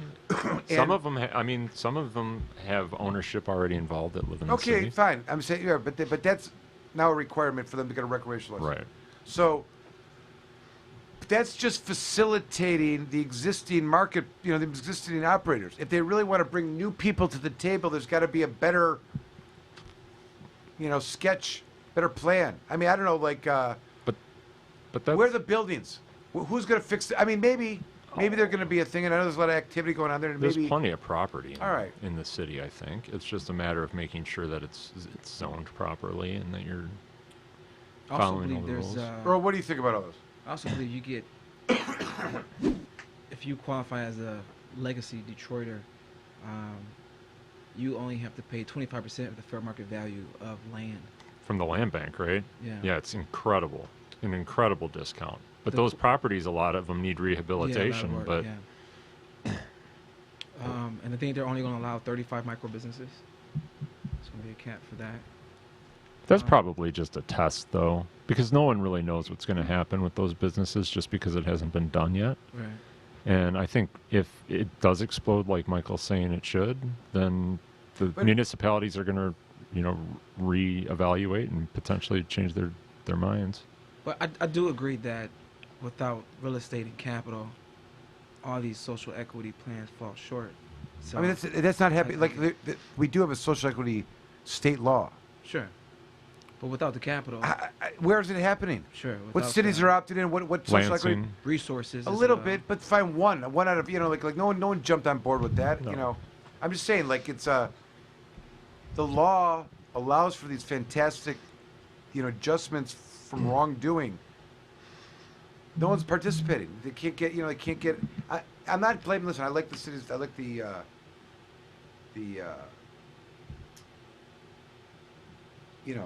evolved thought here. It's important. I just, it's complicated, and I think the money has to actually be written within the ordinance, within the law, or ordinance, where where it comes from within the taxes. Yeah.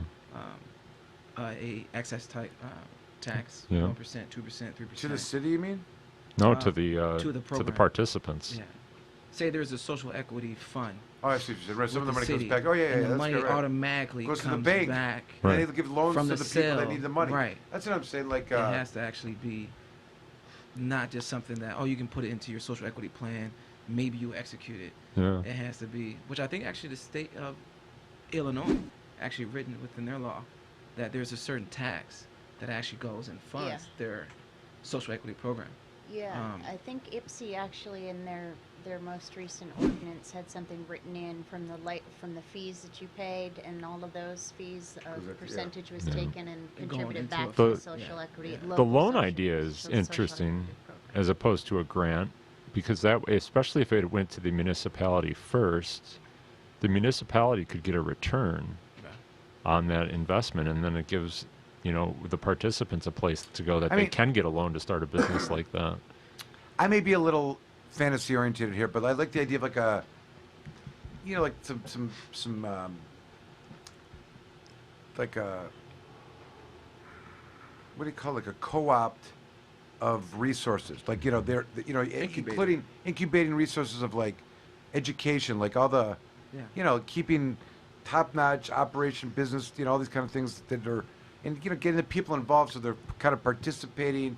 There's constant education flowing, and the city participates in making sure it's there, creating some groups of education, and all the different things that would be on the startup list of expenses and things that you need to look at and kind of try to create some kind of mechanism that can provide them at lower cost, have it immediately accessible, and have nobody fail because they don't have those things. You know what I mean? Yeah. And again, we could be talking about completely different things. You could have a shit ton of money coming from out of state, whatever, that sees an opportunity are coming in, and I just think just connects up with some people. But I don't know. Is that the plan? Is that I they think want? that's what's going to happen. Well, I don't know if that is that really the social. I mean, It's I not what kinda they saw- want. It's I not kinda what they saw it as wanted. People like. But outside of funding a program, like you guys are saying, it's what will happen because All the right. funding has to come from somewhere. Okay, but let's think of this. What do you think? This is a better question. What do you think the like? Who is this designed for? Is it for, some,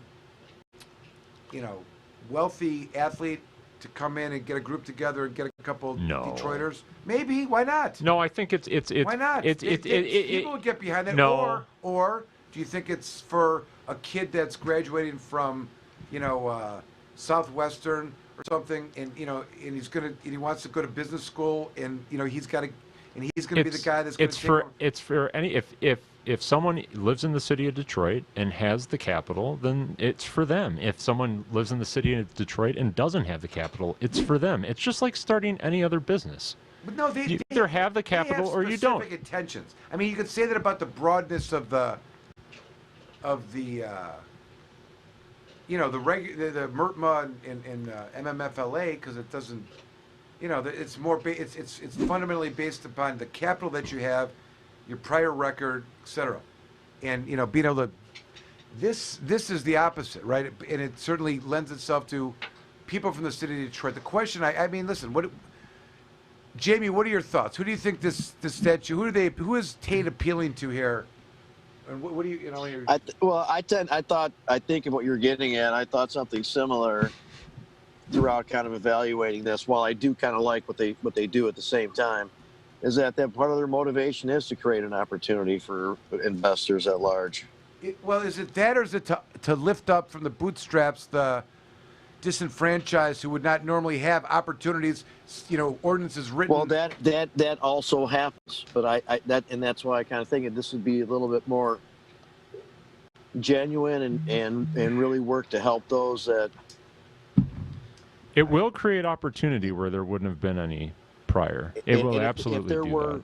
True, but if there is a help via the city, and I think the state has the program in place, unless the city really does something in alignment with it that gives it teeth and really helps to encourage a lot of the participation, then it hasn't yet really done its thing here. Ypsilanti has done something in that direction. There's some action there, but this is something different. There is some good stuff that could come out of this, but and I like it on the surface.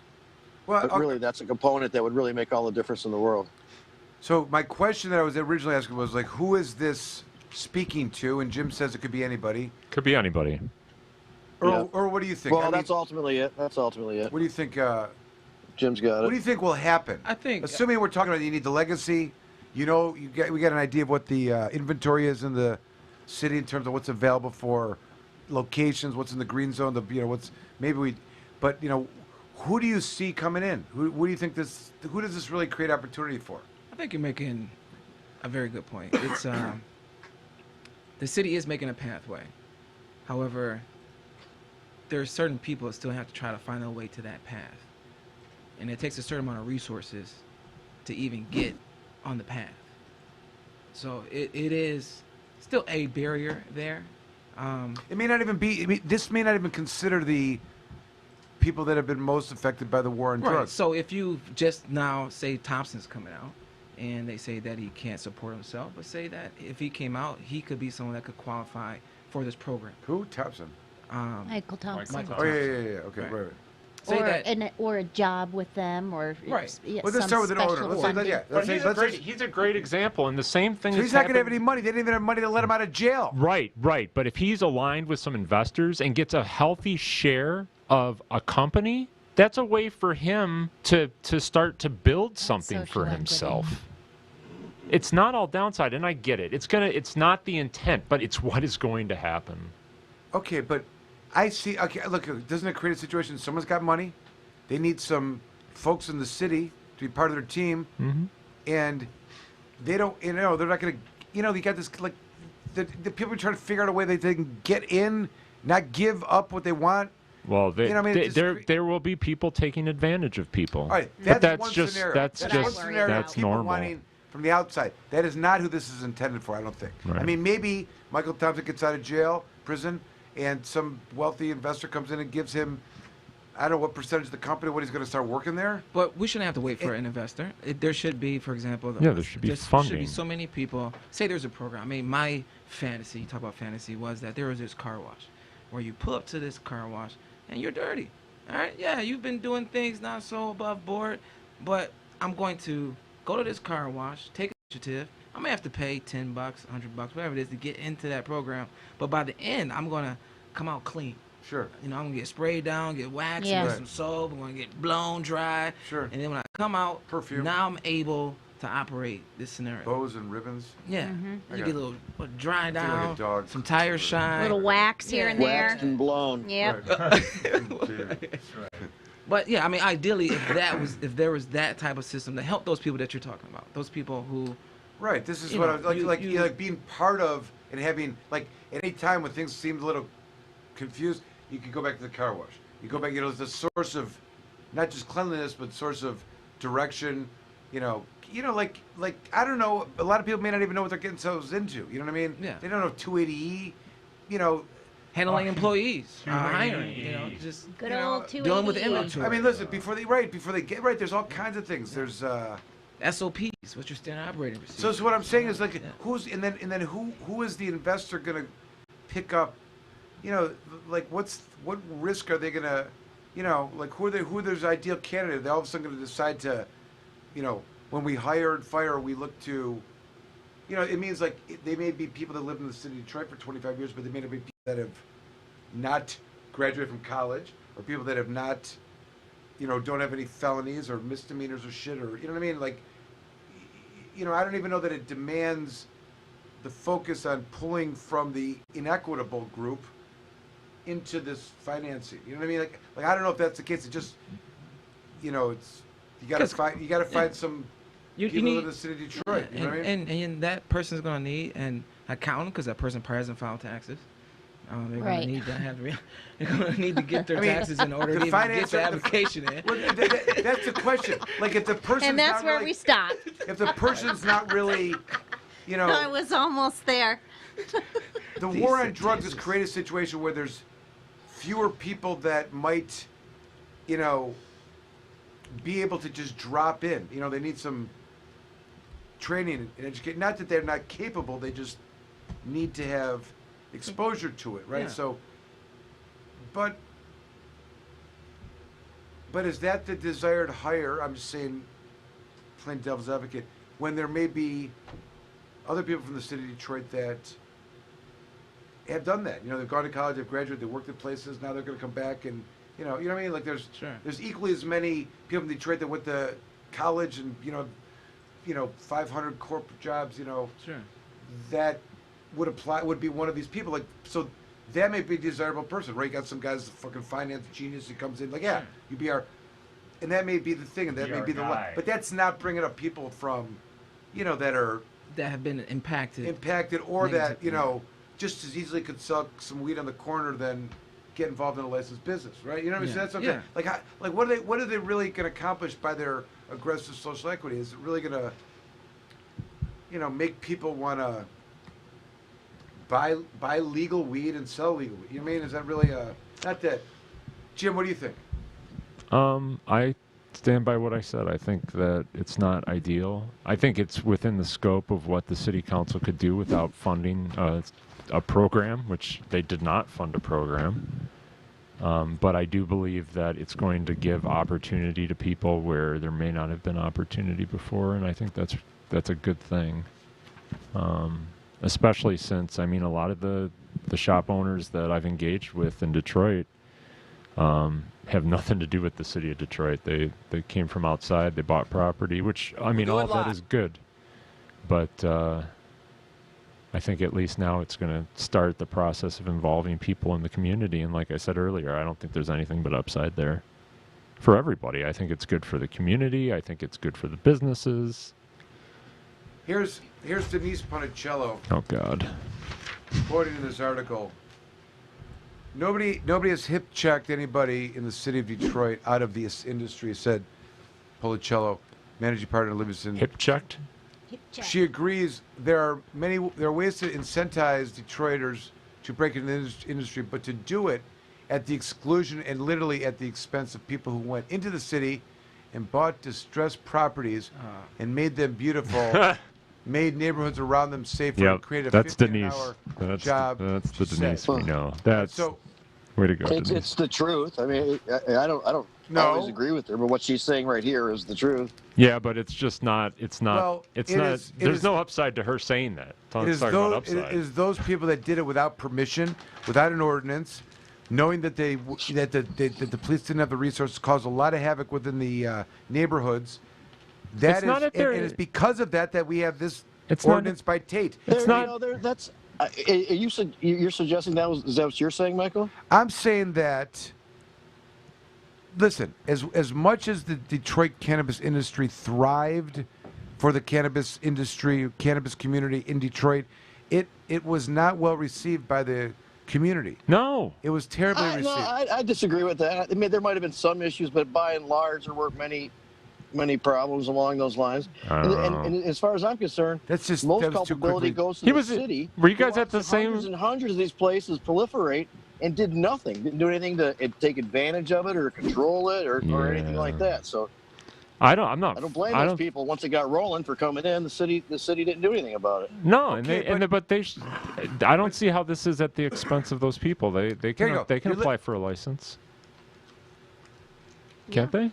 There's nothing in this ordinance that prohibits them. Well, they have to do it with. No, they don't. Yeah, they do. It's only 50%.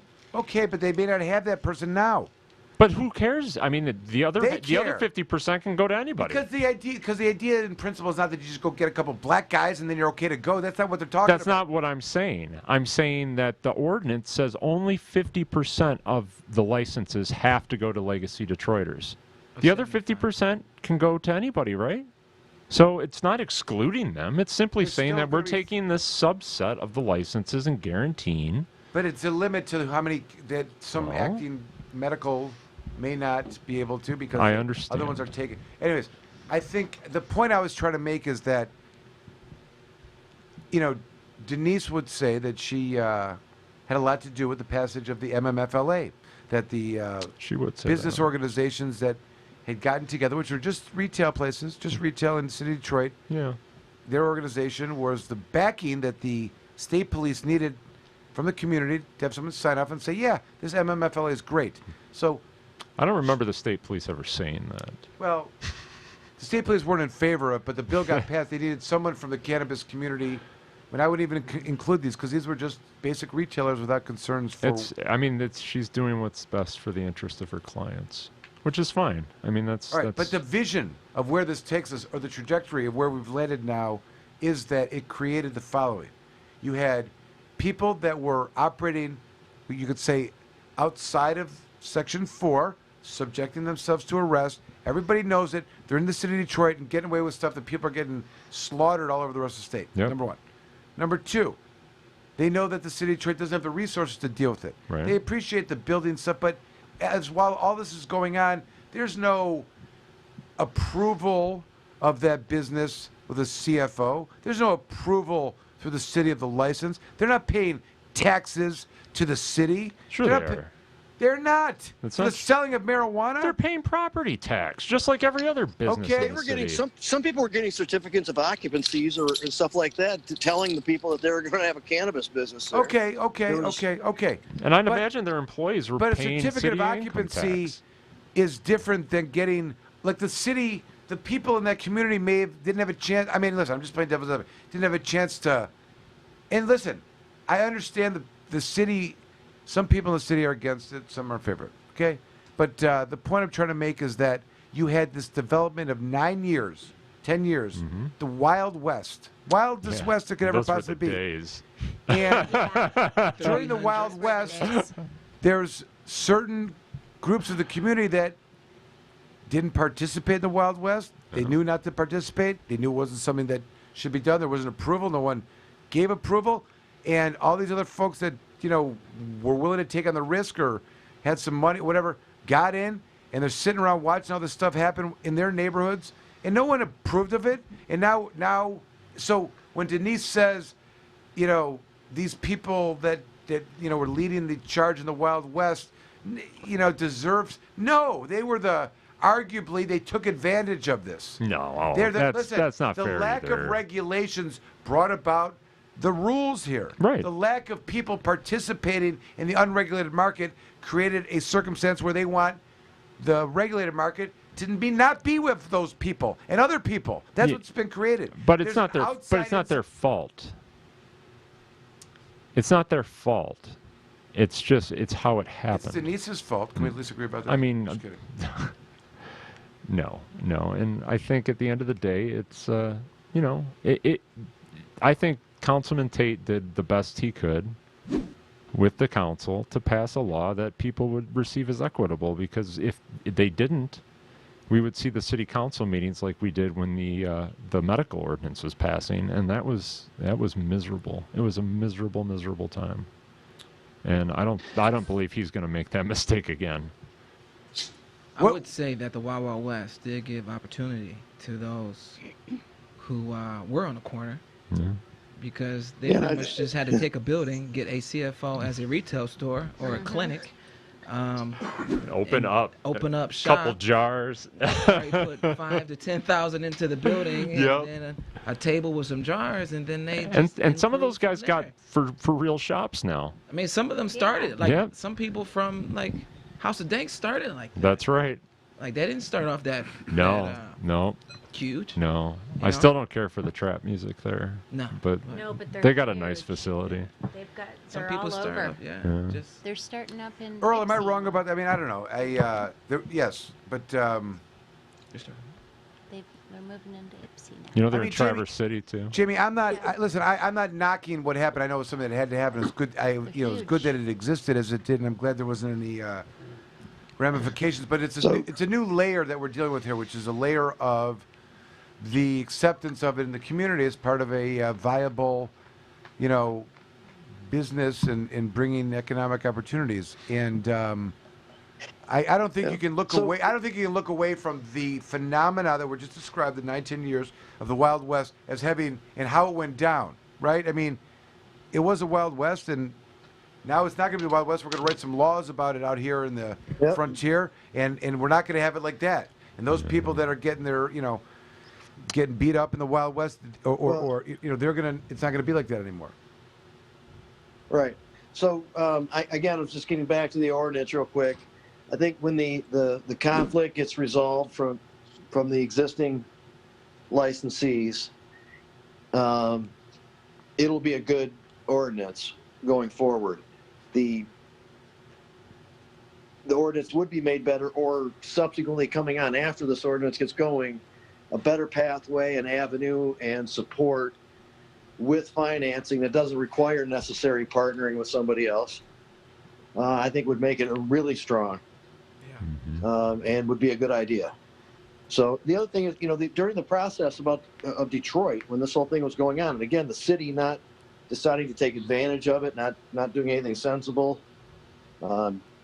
being inconsistent, and all that kind of stuff. I was there quite a bit, involving helping places or visiting places or being involved in different situations politically. And we had meetings and we talked to a lot of the people around there. And I never got the feeling that people were up in arms about it or whatever. A lot of them were very understanding, accepting they were coming in, if they didn't necessarily like them. But they wanted it to be in a particular way.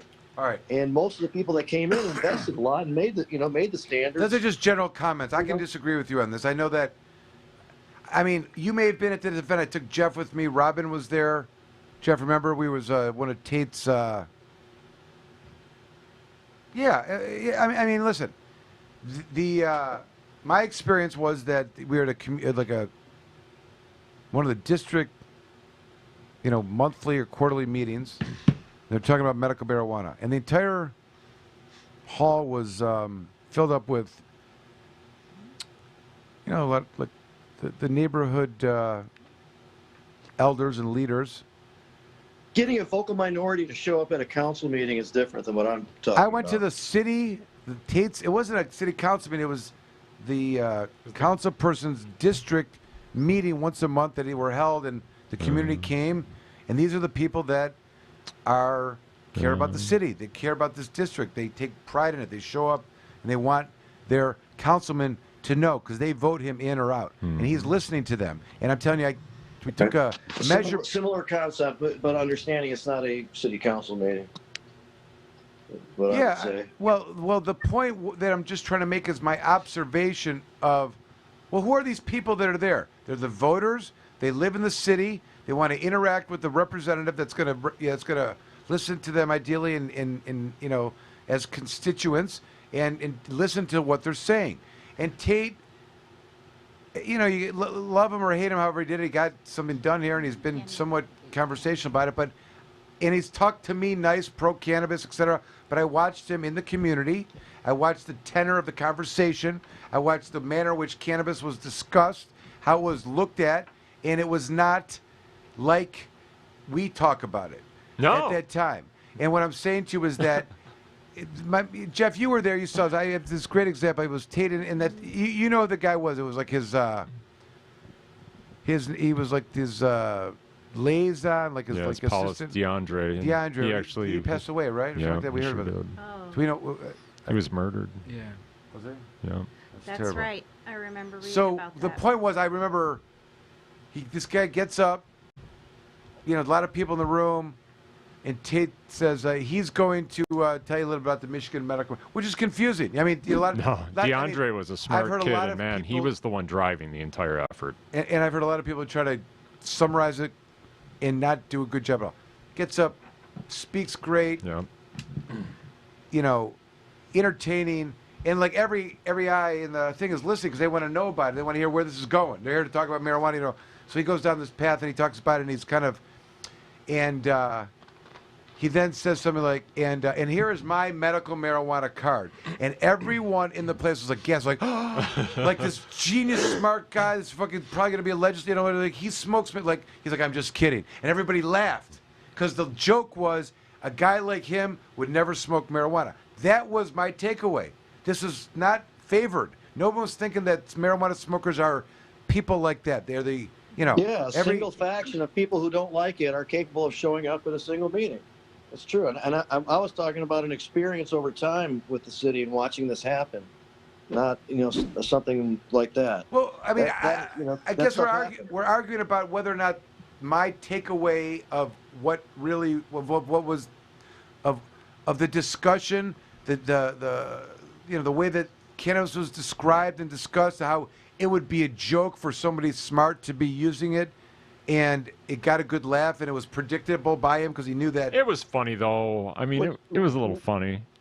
Come on. It would have been more meaningful. I've been to places where someone pulls out their card and they say, I remember I watched Matt Abel the first time at the MMA event at, does anyone remember in Detroit? Matt got up and Did I miss a routine?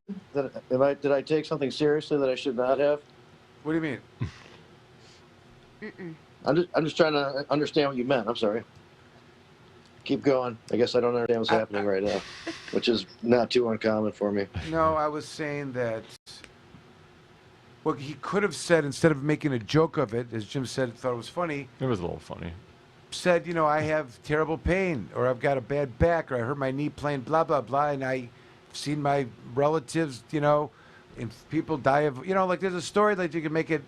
That is how you move the people, right? He was, He was playing to his audience. And that's my point. The audience sees it, saw it as dope. That was my takeaway. So when you have these, listen, Jamie, are those the voters? Were those people voters? Why were they there? Because they vote. And the people that were running the business may not be voters. They might be. I don't know. And I'm just saying there was You don't think that some of the politically organized black church groups, or do you remember the guy Blackman? Yeah, sure. Yeah, he didn't care for us. Those people find out when these things take place, and they purposely show up like that. They're not an indication of what's actually going on around the city en masse. Those are vocal minorities at the time trying to crash a meeting. Well, they had Tate's here. They still do. Why? I mean, Tate hasn't necessarily been that incredibly straightforward or coherent in this process either. And it's been a really long time that he's been kicking the can on it. Agreed. And I think a lot of it has been, he needed time to kind of massage things. And I think his best play was to try to make it social equitable. That'd be most acceptable. He looks like he's trying to help the city out if it's going to happen this way. But whether or not those are the vocal minority or not, I guess is something we could debate. I guess, Jamie, if I could argue for you, I would say, well, Detroit has been one of few cities that has passed every, pretty much legislation regarding marijuana. So the people that do vote must be voting in favor of it. Was there ever one that was not passed? No.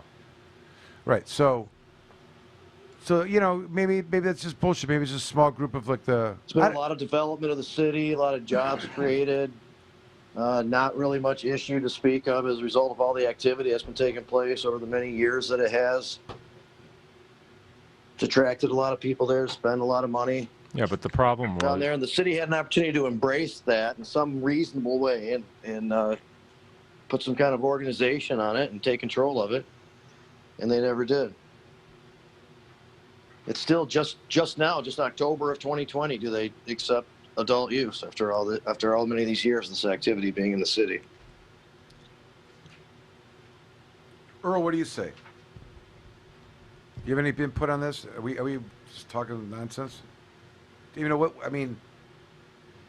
I'm not expecting you to be Mr. Detroit and answer for all things. Understand that. I'm just curious. What's your takeaway for this topic? Do you think the communities? Do you think there's a resistance in the city of Detroit to evolve the cannabis industry? Number one, and is it a little easier to evolve it if it includes Detroiters instead of perceived outsiders? And you know,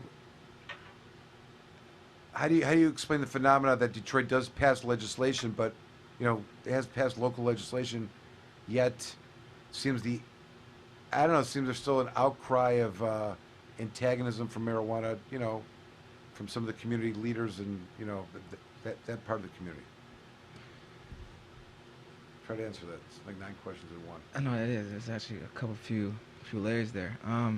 I think it kind of speaks to the damage of the war on drugs, to be honest with you. The mental, the fact that, and I've been to some of those meetings and met with black men and those things, and the fact that they had this anti-marijuana, reefer madness mentality, and even, you know, go to church, but even within black churches, they don't understand that this war was actually affecting the people that's in this actual building negatively, and you're kind of supporting it. It's almost like you're fighting against yourself, but you don't even know it, which was like this magic trick of the war on drugs, mentally. But so there is still resistance in the city, yes.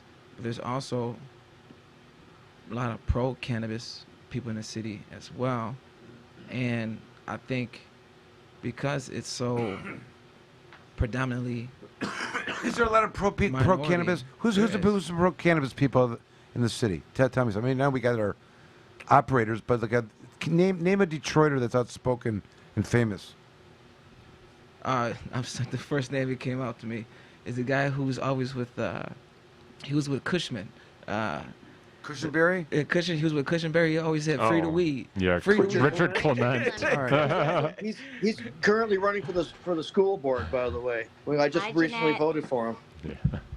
Wow. Yeah. So there's him. I think my first public speaking thing, I went up after him. After he did his "Free the Weed" chant, I was like, Richard's always so much fun. I didn't know what to say. I was like, you can't follow that. That's why he's supposed to go last.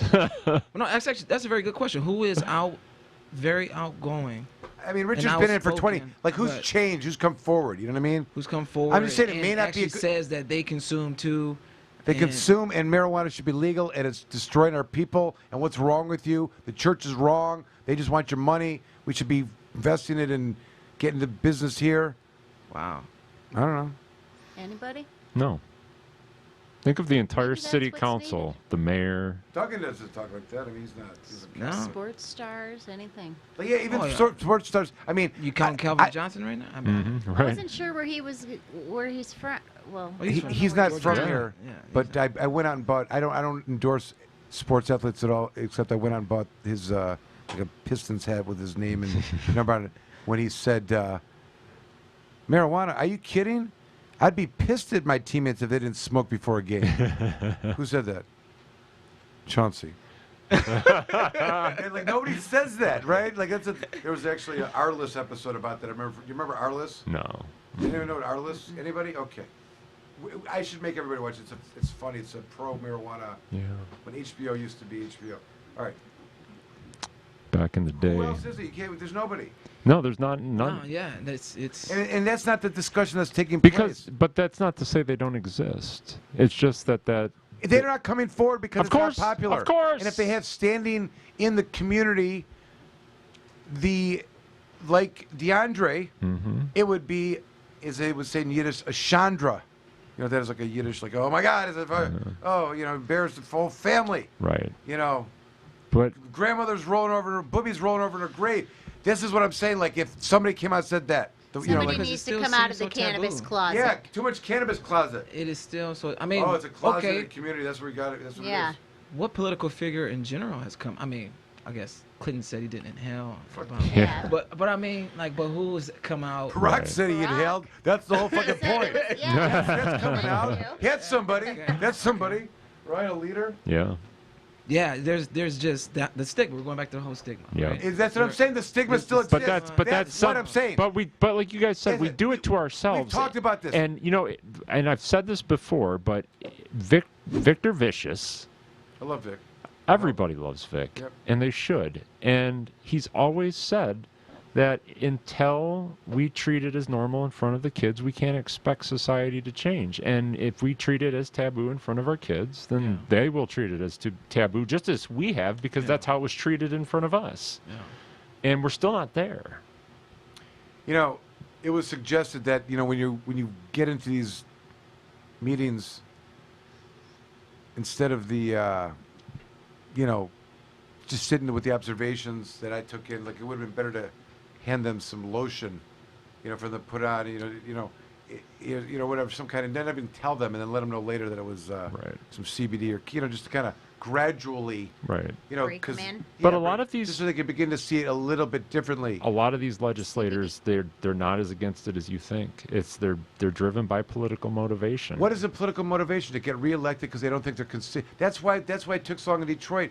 Tate couldn't make the play, even if he wanted to. It's the same way in the state. It's like that all over the place. And you've got your outliers, but which is why Judge and the Barber of Seville voted the way that he did. Of course. That's why. I mean, some other really like.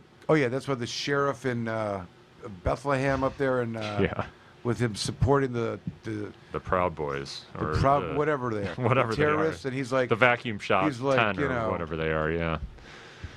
Absolutely. Citizens arrest. like he's got to, like, he's elected by that community. Like, if it was a citizen's arrest, there would have been a plan to turn him over to the authorities. That's a political. He's doing it because he can't get reelected. He can't be arresting them and telling them they can't have rallies and, you know, carry guns. He's not going to get reelected. You know what I mean? No.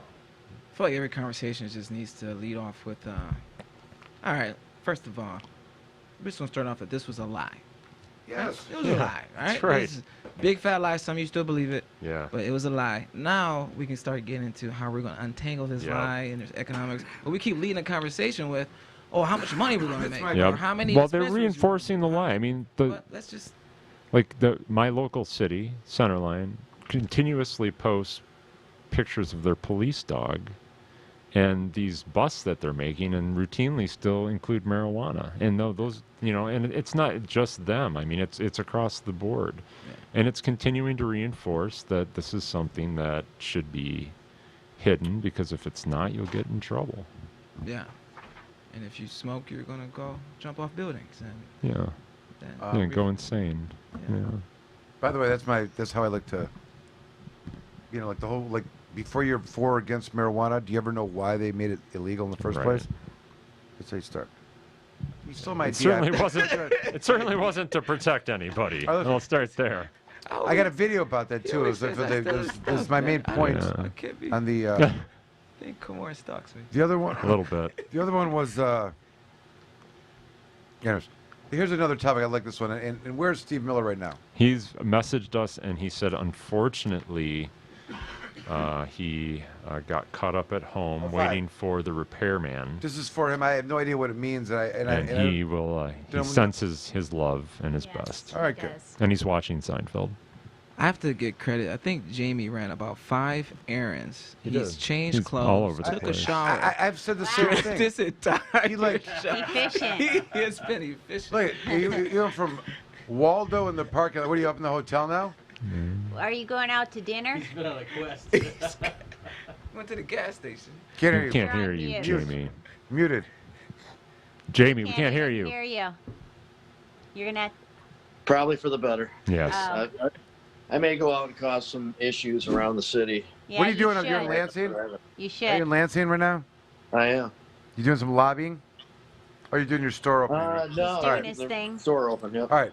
Final topic. We're past our time, but this is the fun one. It was the headliner that caught me. Jeff, stay in it with me if you can. And dear fellow stoner, you're right on cannabis, but you're wrong on QAnon. That's what drew me in.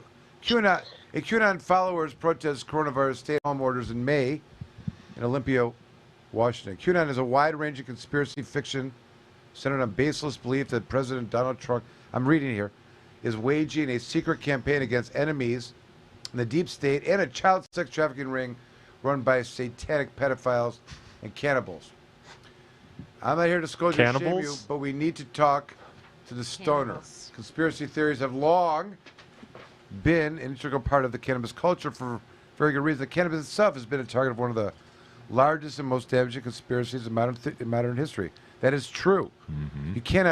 You cannot tell a conspiracy theorist who you know through the cannabis community that they're crazy about their conspiracies, because cannabis is in fact the biggest conspiracy ever. How else to explain the way a plant? Okay, for more than a century, the government. Okay, that's it. Find the weed stores in night. Okay, so what's the story? So they go through the whole theory here. Yeah. How did we get to QAnon? Yeah. Your friends want you back. I'm guessing that someone from your smoking circle sent you this article. They care about you. And they're worried that this whole QAnon thing is sending you down a bad road. On the other hand, at some point in your life, you've likely had a loved one express their concern simply because you love cannabis. They might have told you. What's that? So I see Earl over there mouthing, "What's QAnon?" So QAnon. I think it's extremely cool that he does not know what it is. They didn't ever have to waste any time on it until now. It's allegedly this group. I believe they're high up or supposedly high up. On former Facebook. Officials in the military. And Facebook. I know, and they have some On access Facebook, they do to all this intelligence that we don't have access to, but they're sharing it. And it's I mean, a lot of it is just incredible. It's like, how did we get here? And then, of course, during one of these events with Trump, he was asked if he supports QAnon, and his response was something of the respect to, I don't know who they are, but I hear they have a problem with pedophilia, so they're all right with me. And it's like, what? No, here you go. So, the QAnon, don't you mean canon? No, it's QAnon. They are so they believe that Trump is waging a secret campaign against the enemies of the deep state. Yeah. And a child sex trafficking ring that's run by satanic pedophiles and cannibals. They think that there's this like Clintons. The Clintons. They think there's some. They are like some crazy. They're like crazies. Okay? I mean, you guys know I was never a fan of Hillary Clinton, but I never thought she was a cannibal. So it's interesting. So someone someone in QAnon, you don't. Yeah, but someone that's giving you shit about smoking cannabis. They may have told you anything that weed gives you lung cancer. It doesn't. To weed leads to harder drugs. It doesn't. Weed will make you violent. It doesn't. Unmotivated doesn't. Or schizophrenic doesn't. Heck, people used to literally believe that hippies eat babies when they get the munchies. Well, if you're hungry, right? All right. That's the only one that might be true. What the fuck? By the way, Jamie, I read that. I watched that thing again with the guy in the MLK Ultra and the Manson and all the reasons why the Manson murders at that house that represented like hippie love and the Hollywood elite and stuff, and having all that like some gruesome baby eating thing. Like that's the thing. That's like there's like an undercurrent of baby eating. Don't eat babies. It's not, as part of the hippie movement. We are against baby eating at PGT, just for the record. You want to be vegetarian for so long. Sometimes. All right. That baby just looks too good. Come on, man. All right, so hold on. So why did we get to QAnon? Oh. But I still haven't convinced you to reconsider Q, and if the debunking research provide haven't. What? Quinoa? No. QAnon. All right, so they're it's interesting because I don't know the depth of a lot of these groups and how serious they really are. You can have a couple smart, organized people and make your audience or your followers seem much larger than they are. But this QAnon, I don't know. I mean, trying to sound objective about it without giving too much. I think they're racist and anti-Semitic. Am I mistaken about that? That's kind of their leanings. They got. I would classify them as extremists, just like extremists. Yeah. But we've got extremists all over the place, and we need to make sure that we don't give them any more airplay than completely necessary. So they think Trump is some kind of godlike. He's like a messiah. Yeah, he's like the messiah. They give him some kind of like their belief system. Like he's some kind of like religious coming of the, and that he's, there's this crazy satanic pedophile eating baby group, Yeah. the Democrats. It's like And there's somehow pizza is involved. It's kind of like the Pizza Gate. Pizza. It's got like the, the Hear Pizza about Gate that? story. Ruined pizza. You know about for the me. Pizza They Gate? get the baby. Oh yeah, They the get Pizza baby Gate. blood Oh yeah, and this they- this was the beginning of the really the pretty pedophilia. I believe was Pizzagate, right? I don't know. All these conspiracy theories are hard Yeah. to keep track of. Anyways, It's So- like along the Last same day off lines of Facebook. if you That's right. buy like one of those Wayfair cupboards, like a dresser, I mean, I would much rather $10,000, involve and my a kid shows up in the side of adult the dresser. recreational use of cannabis involve other more interesting types of discussions about conspiracies, like aliens or Yeah. dinosaurs or How about you the know, conspiracies that are actually other happening? civilizations that were much more advanced than ours that we don't know about because we've gone through a cycle of, Yeah. Jamie, you feeling me on that? Isn't that more interesting than QAnon? I just laid down in bed and I'm trying really hard not to pull a tube. And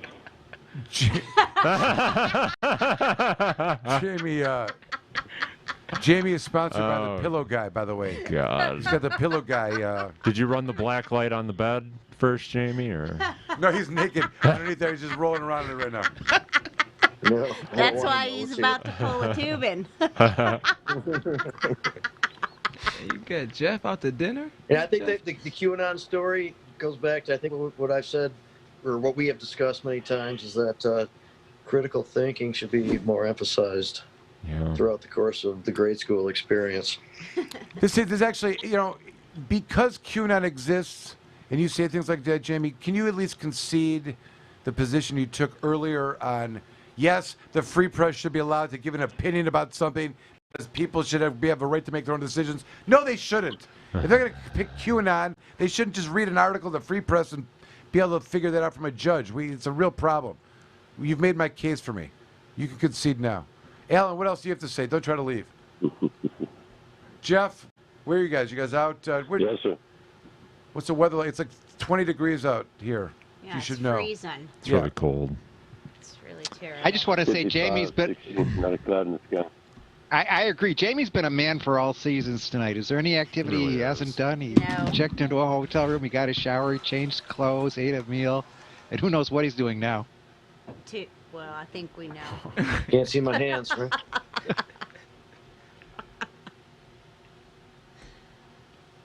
Yeah. Okay. If I held up both hands in front of the screen, how would you know I'm holding up this phone?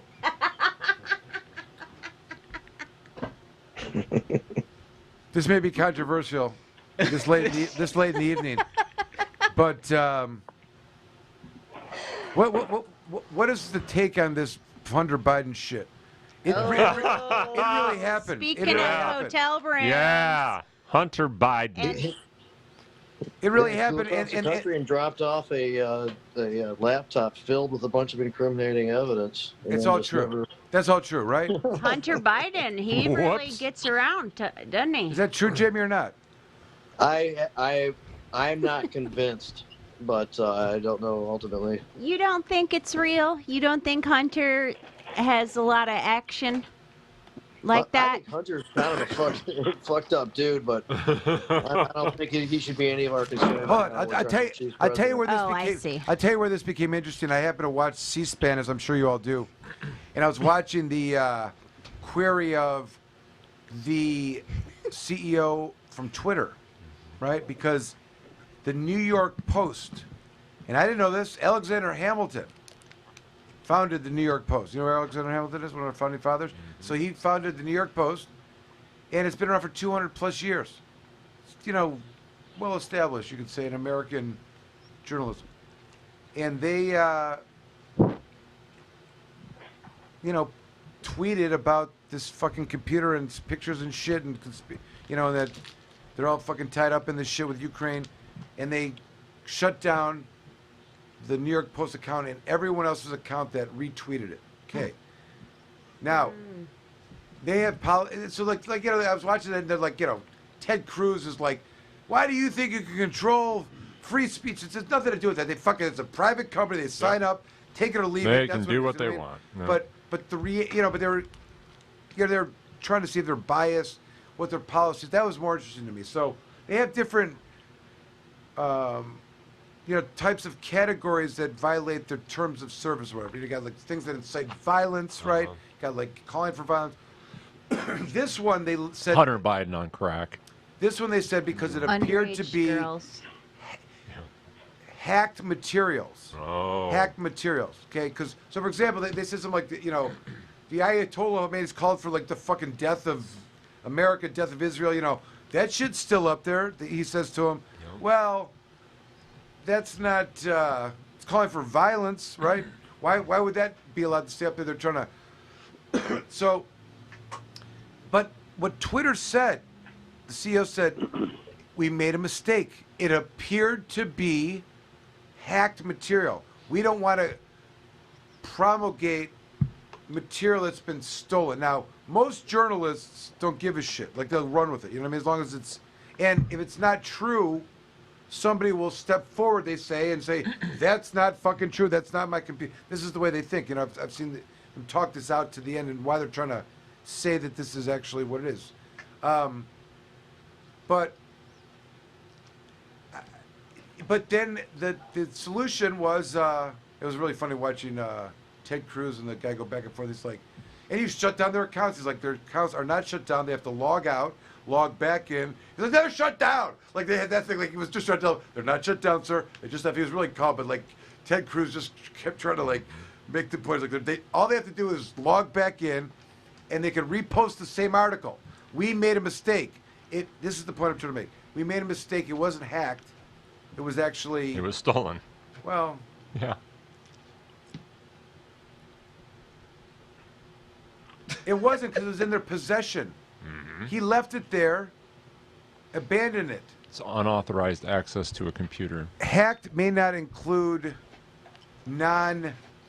Unauthorized access to a computer is a felony in the state of Michigan. I thought he left it there, though. He left it. He left it. He did, but he did. But I'm sure he did. Frame. I'm sure he did not extend authorization to redistribute his data. No, but maybe there Who to does? some extent because Who does? of the. And who your data is being redistributed? Yeah, but a lot of times when that happens, it's because you've agreed to some terms and conditions. Maybe there was a moral dilemma on the part of the gentleman that had the computer because of the content he saw inside of it. Could be. That's a good argument, actually. Pretty good argument. I think it tastes like perfume. So what does this information... It includes a lot of drug usage and underage girls and partying down and I don't know about that, but I'm saying there's also a lot of shit a lot of shenanigans that shouldn't have been taking place on. And why it became important, I'm just curious. Jeff, am I acting like a crazy? If I'm too Alex Jonesy right now, please jump in. But it was, it's a terrible. No, but it's worth recalling that the New York Post is owned by Rupert Murdoch. This is Fox. This was Rudolph Giuliani, Steve Bannon, and a former Fox News producer inventing a story. That's what this was. So do the emails exist? I mean, see the idea that I took away. I wouldn't want to. When Twitter, Twitter was perceived as trying to protect Biden, right? Yep. By suppressing this, and they were called out on it. Yep. Whether the principal email, it appeaed to be doctored. Yeah. They were doctored. But it's still, it's their right. Who's right? Twitter. Of course, that's not the point. They were making a spectacle out of it, okay? And the spectacle is that there's controversy here.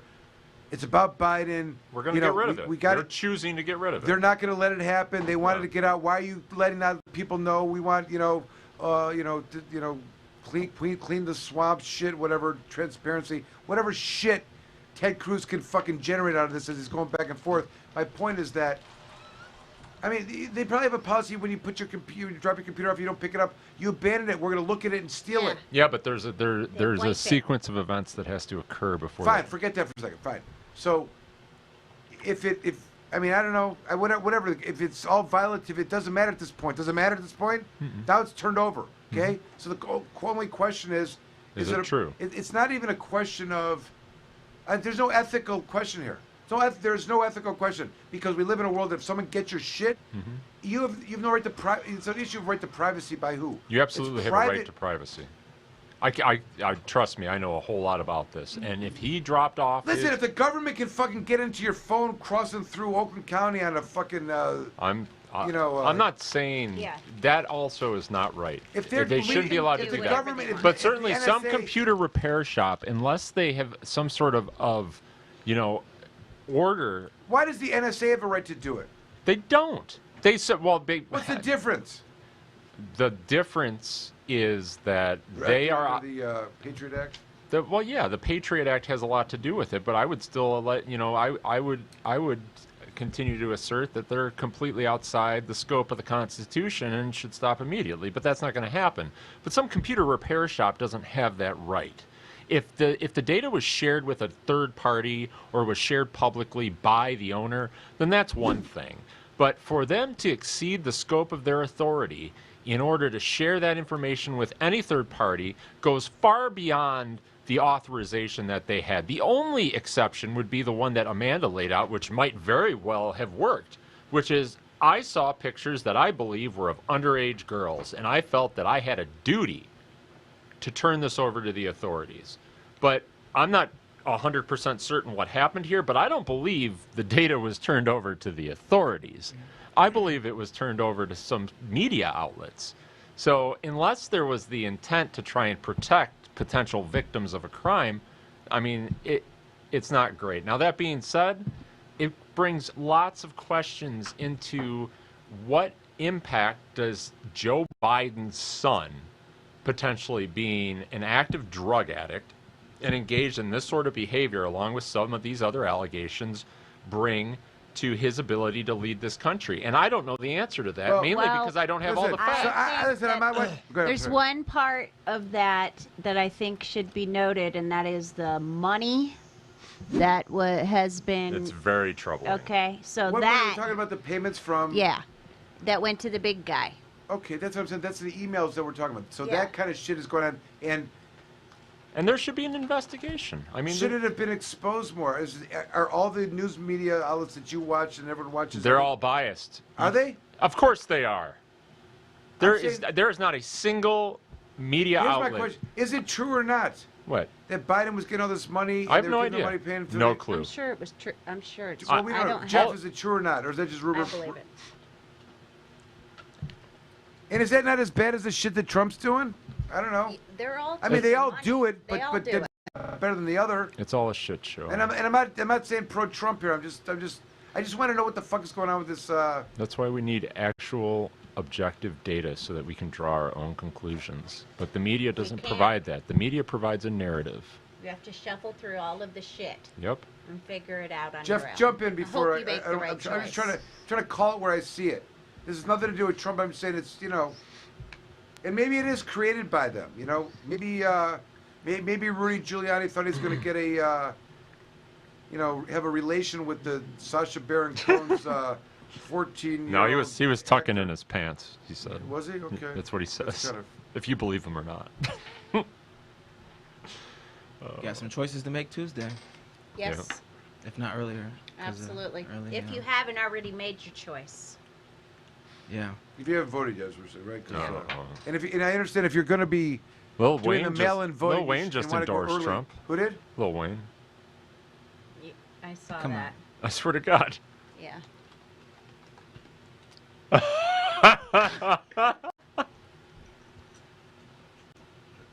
Come on. I mean. Come on. He's swinging for the fences, right? Was that wouldn't surprise? That could be a thing. That could be a thing. Unlimited syrup. What? All right, Jeff. What are your thoughts here? I'm sorry. You want to get your final thoughts? Disabuse us on the Biden thing, and then we can call it a night. Did we cover everything? Yeah. Yeah.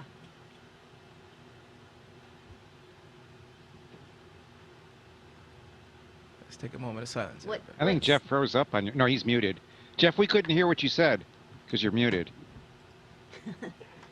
Yeah, I've got bad connection. Sorry, guys. One thing to remember, the New York Post is owned by Rupert Murdoch. And the only real sourcing for any of that material was Steve Bannon and Rudy Giuliani. So, you know, who cares what their kids do? This is just about getting that clown out of the White House. I got it. One thing I don't understand is how they can claim Biden is anti-gun if he names his son Hunter.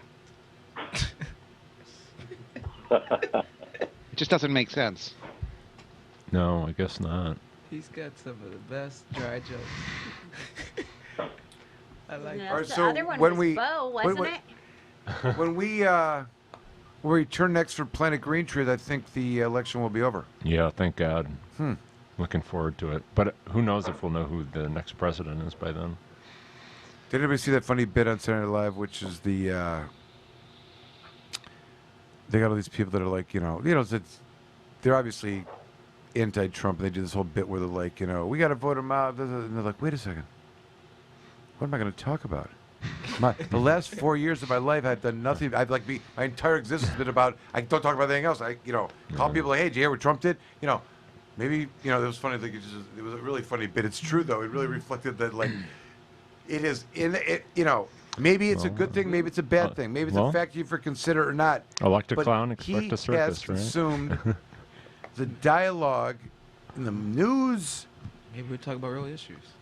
Yeah. Every nice? goddamn fucking Jeff. You know what I mean? Like it's tiring. It's tiring. I mean, or it's become tiring and boring. I guess. Yeah. You know what I mean? Like it's they've dumbed down. It's just become old. Yeah. It's like keep watching Tiger King over and over. I'm never going to financially recover from this. All right. I think we need to stop. It's been a great show. It has been a good show. Fun. You know what I can't stand about all this? Is anybody? Here you go. Here's my.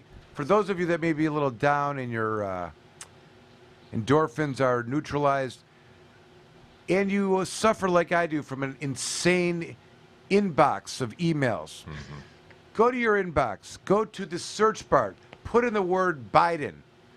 Hit search. See how many come up. Select all and delete. Then go and do the same for Trump. Watch how many leave. That is why this season sucks. I can't believe how inundated I've become. It's like torture going through this. And that's why the name of the show is Unsubscribe's a fucking joke. It really is. You unsubscribe, you get 50,000 more. Yeah, don't do that. Then they know you're real. Ballot initiative number 3. It's a crime if they... Yeah, we'll take you off this list, but we're putting you on these 5 others. Yeah. Ballot initiative number 4 is a mandated conviction integrity unit for every prosecutor's office throughout the state, funded by the state of Michigan. And what was it? Oh, the other one that... I had this other great idea. Listen to this. I'll share this. So,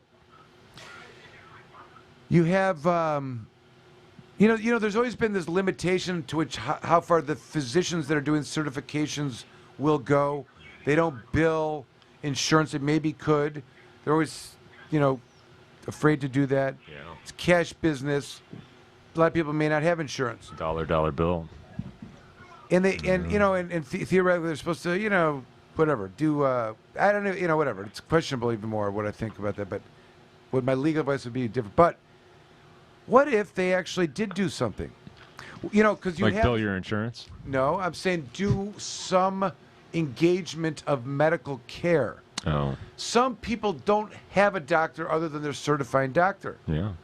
Part of the whole vision of the Obama plan was to get, preventative medicine, bring like the younger groups that are not participating in the healthcare system in, get them kind of paying on it.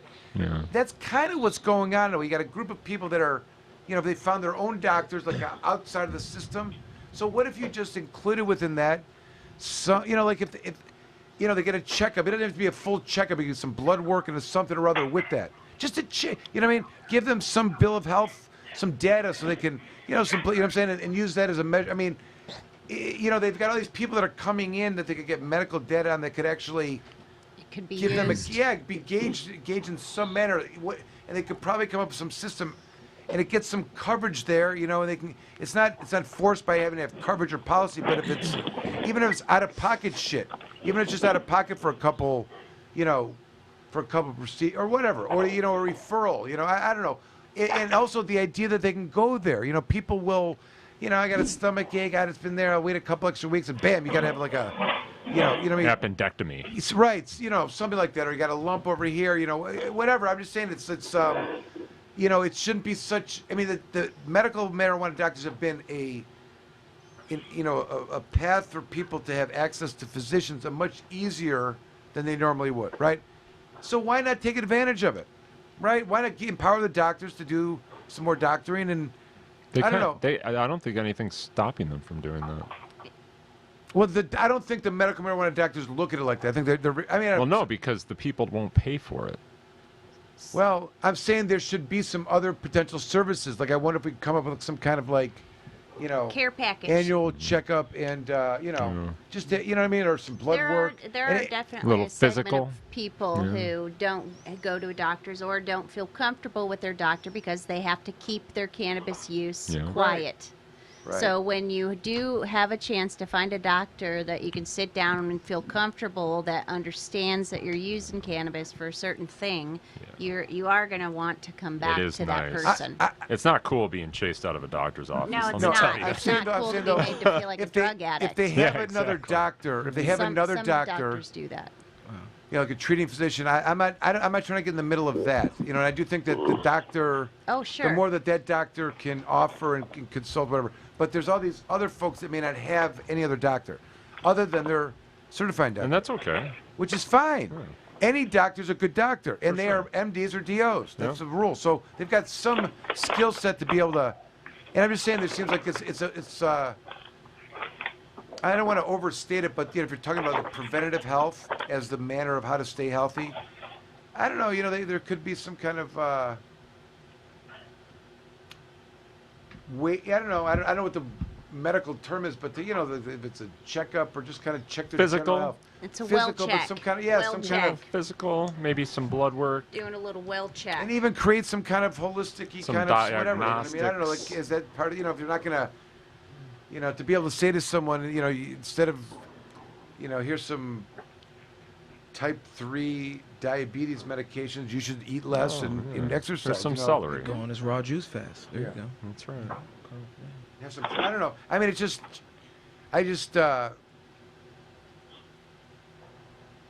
you know, they get a bad rap. Like, a lot of the criticism of them, and what brought this to mind was that, you know, some courts, Ann Arbor District Court, for example, doesn't recommend ever that anyone use medical cannabis. If they have a card, they want to talk to the doctor, and then they can tell that they got to hear it from the treating physician. How's that different? This is what I'm saying. Like, they just How's are that? making shit up. You know, at one point they were on the phone with the doctor in this doctor's office, telling him how to do certification. I said, "What the fuck is going on?" You know what I mean? And why are they seem the lesser of anyone? You know? Right. So I'm pretty sure the law just said you had to have the card. it does, and that's all wrong. And it still so exists. weird.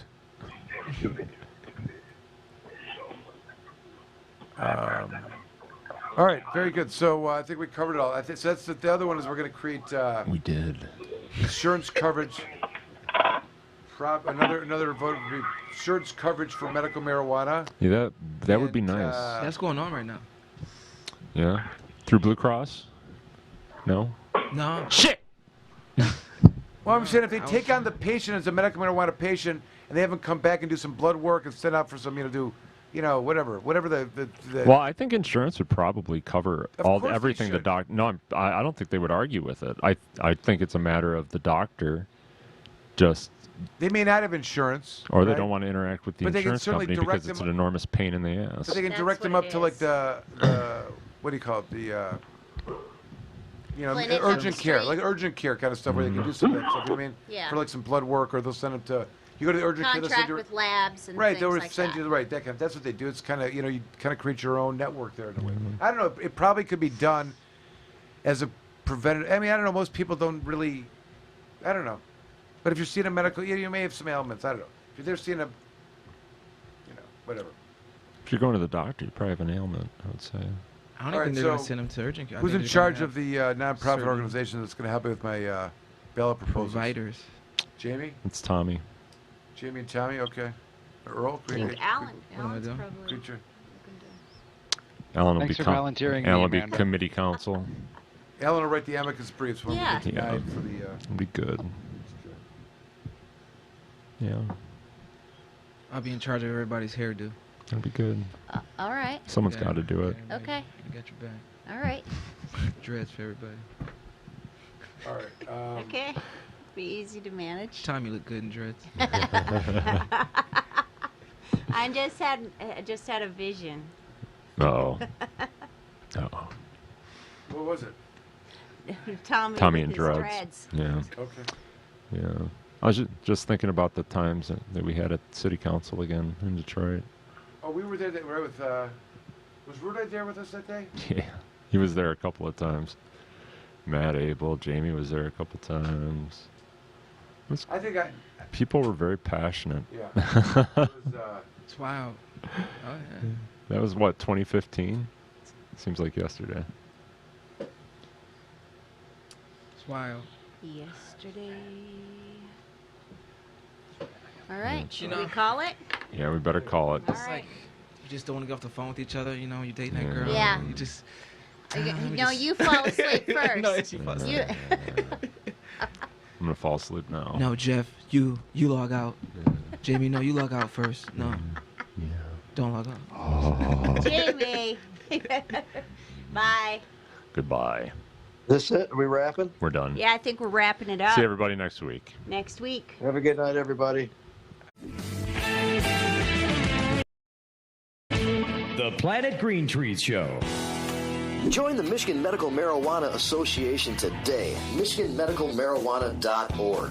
The MMMA is focused on the well-being and safety of medical marijuana patients. The MMMA site provides the most comprehensive and up-to-date news on legal issues, politics, research, cultivation, as well as the various strange products and methods of cannabis use. Come join the discussion with the most knowledgeable and passionate advocates in Michigan today. MichiganMedicalMarijuana.org.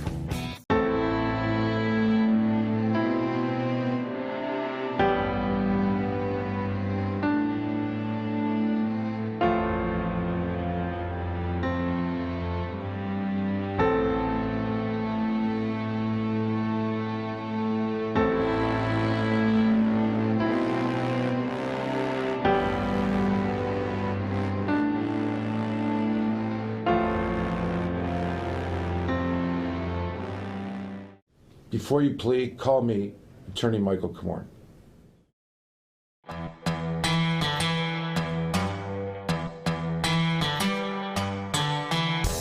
An important and historical farm crop in American agriculture is returned after having been classified as a controlled substance and illegal.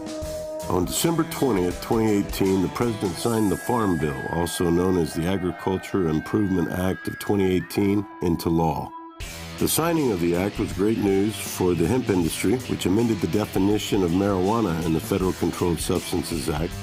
Hemp is now defined as the plant, cannabis sativa L, and any part of the plant, growing or not, with less than 0.3% THC concentration on a dry basis. The plant itself is no longer a controlled substance. Hemp is one of the most versatile plants on earth. From clothing, fiber, paper, building materials, hempcrete, biofuels, CBD, and medical uses, it has been a part of America's industry for over 200 years. Even the United States Constitution was drafted on hemp paper. The time is now. If you're thinking of getting in the farming or processing of hemp, contact our global experts, legal, and consultation teams to make sure that you're on the right road when you venture into the new hemp industrial revolution. Michigan Hemp Industries has been a leader and advocate for the return of the hemp industry, so come be a part of the new revolution in agriculture in Michigan.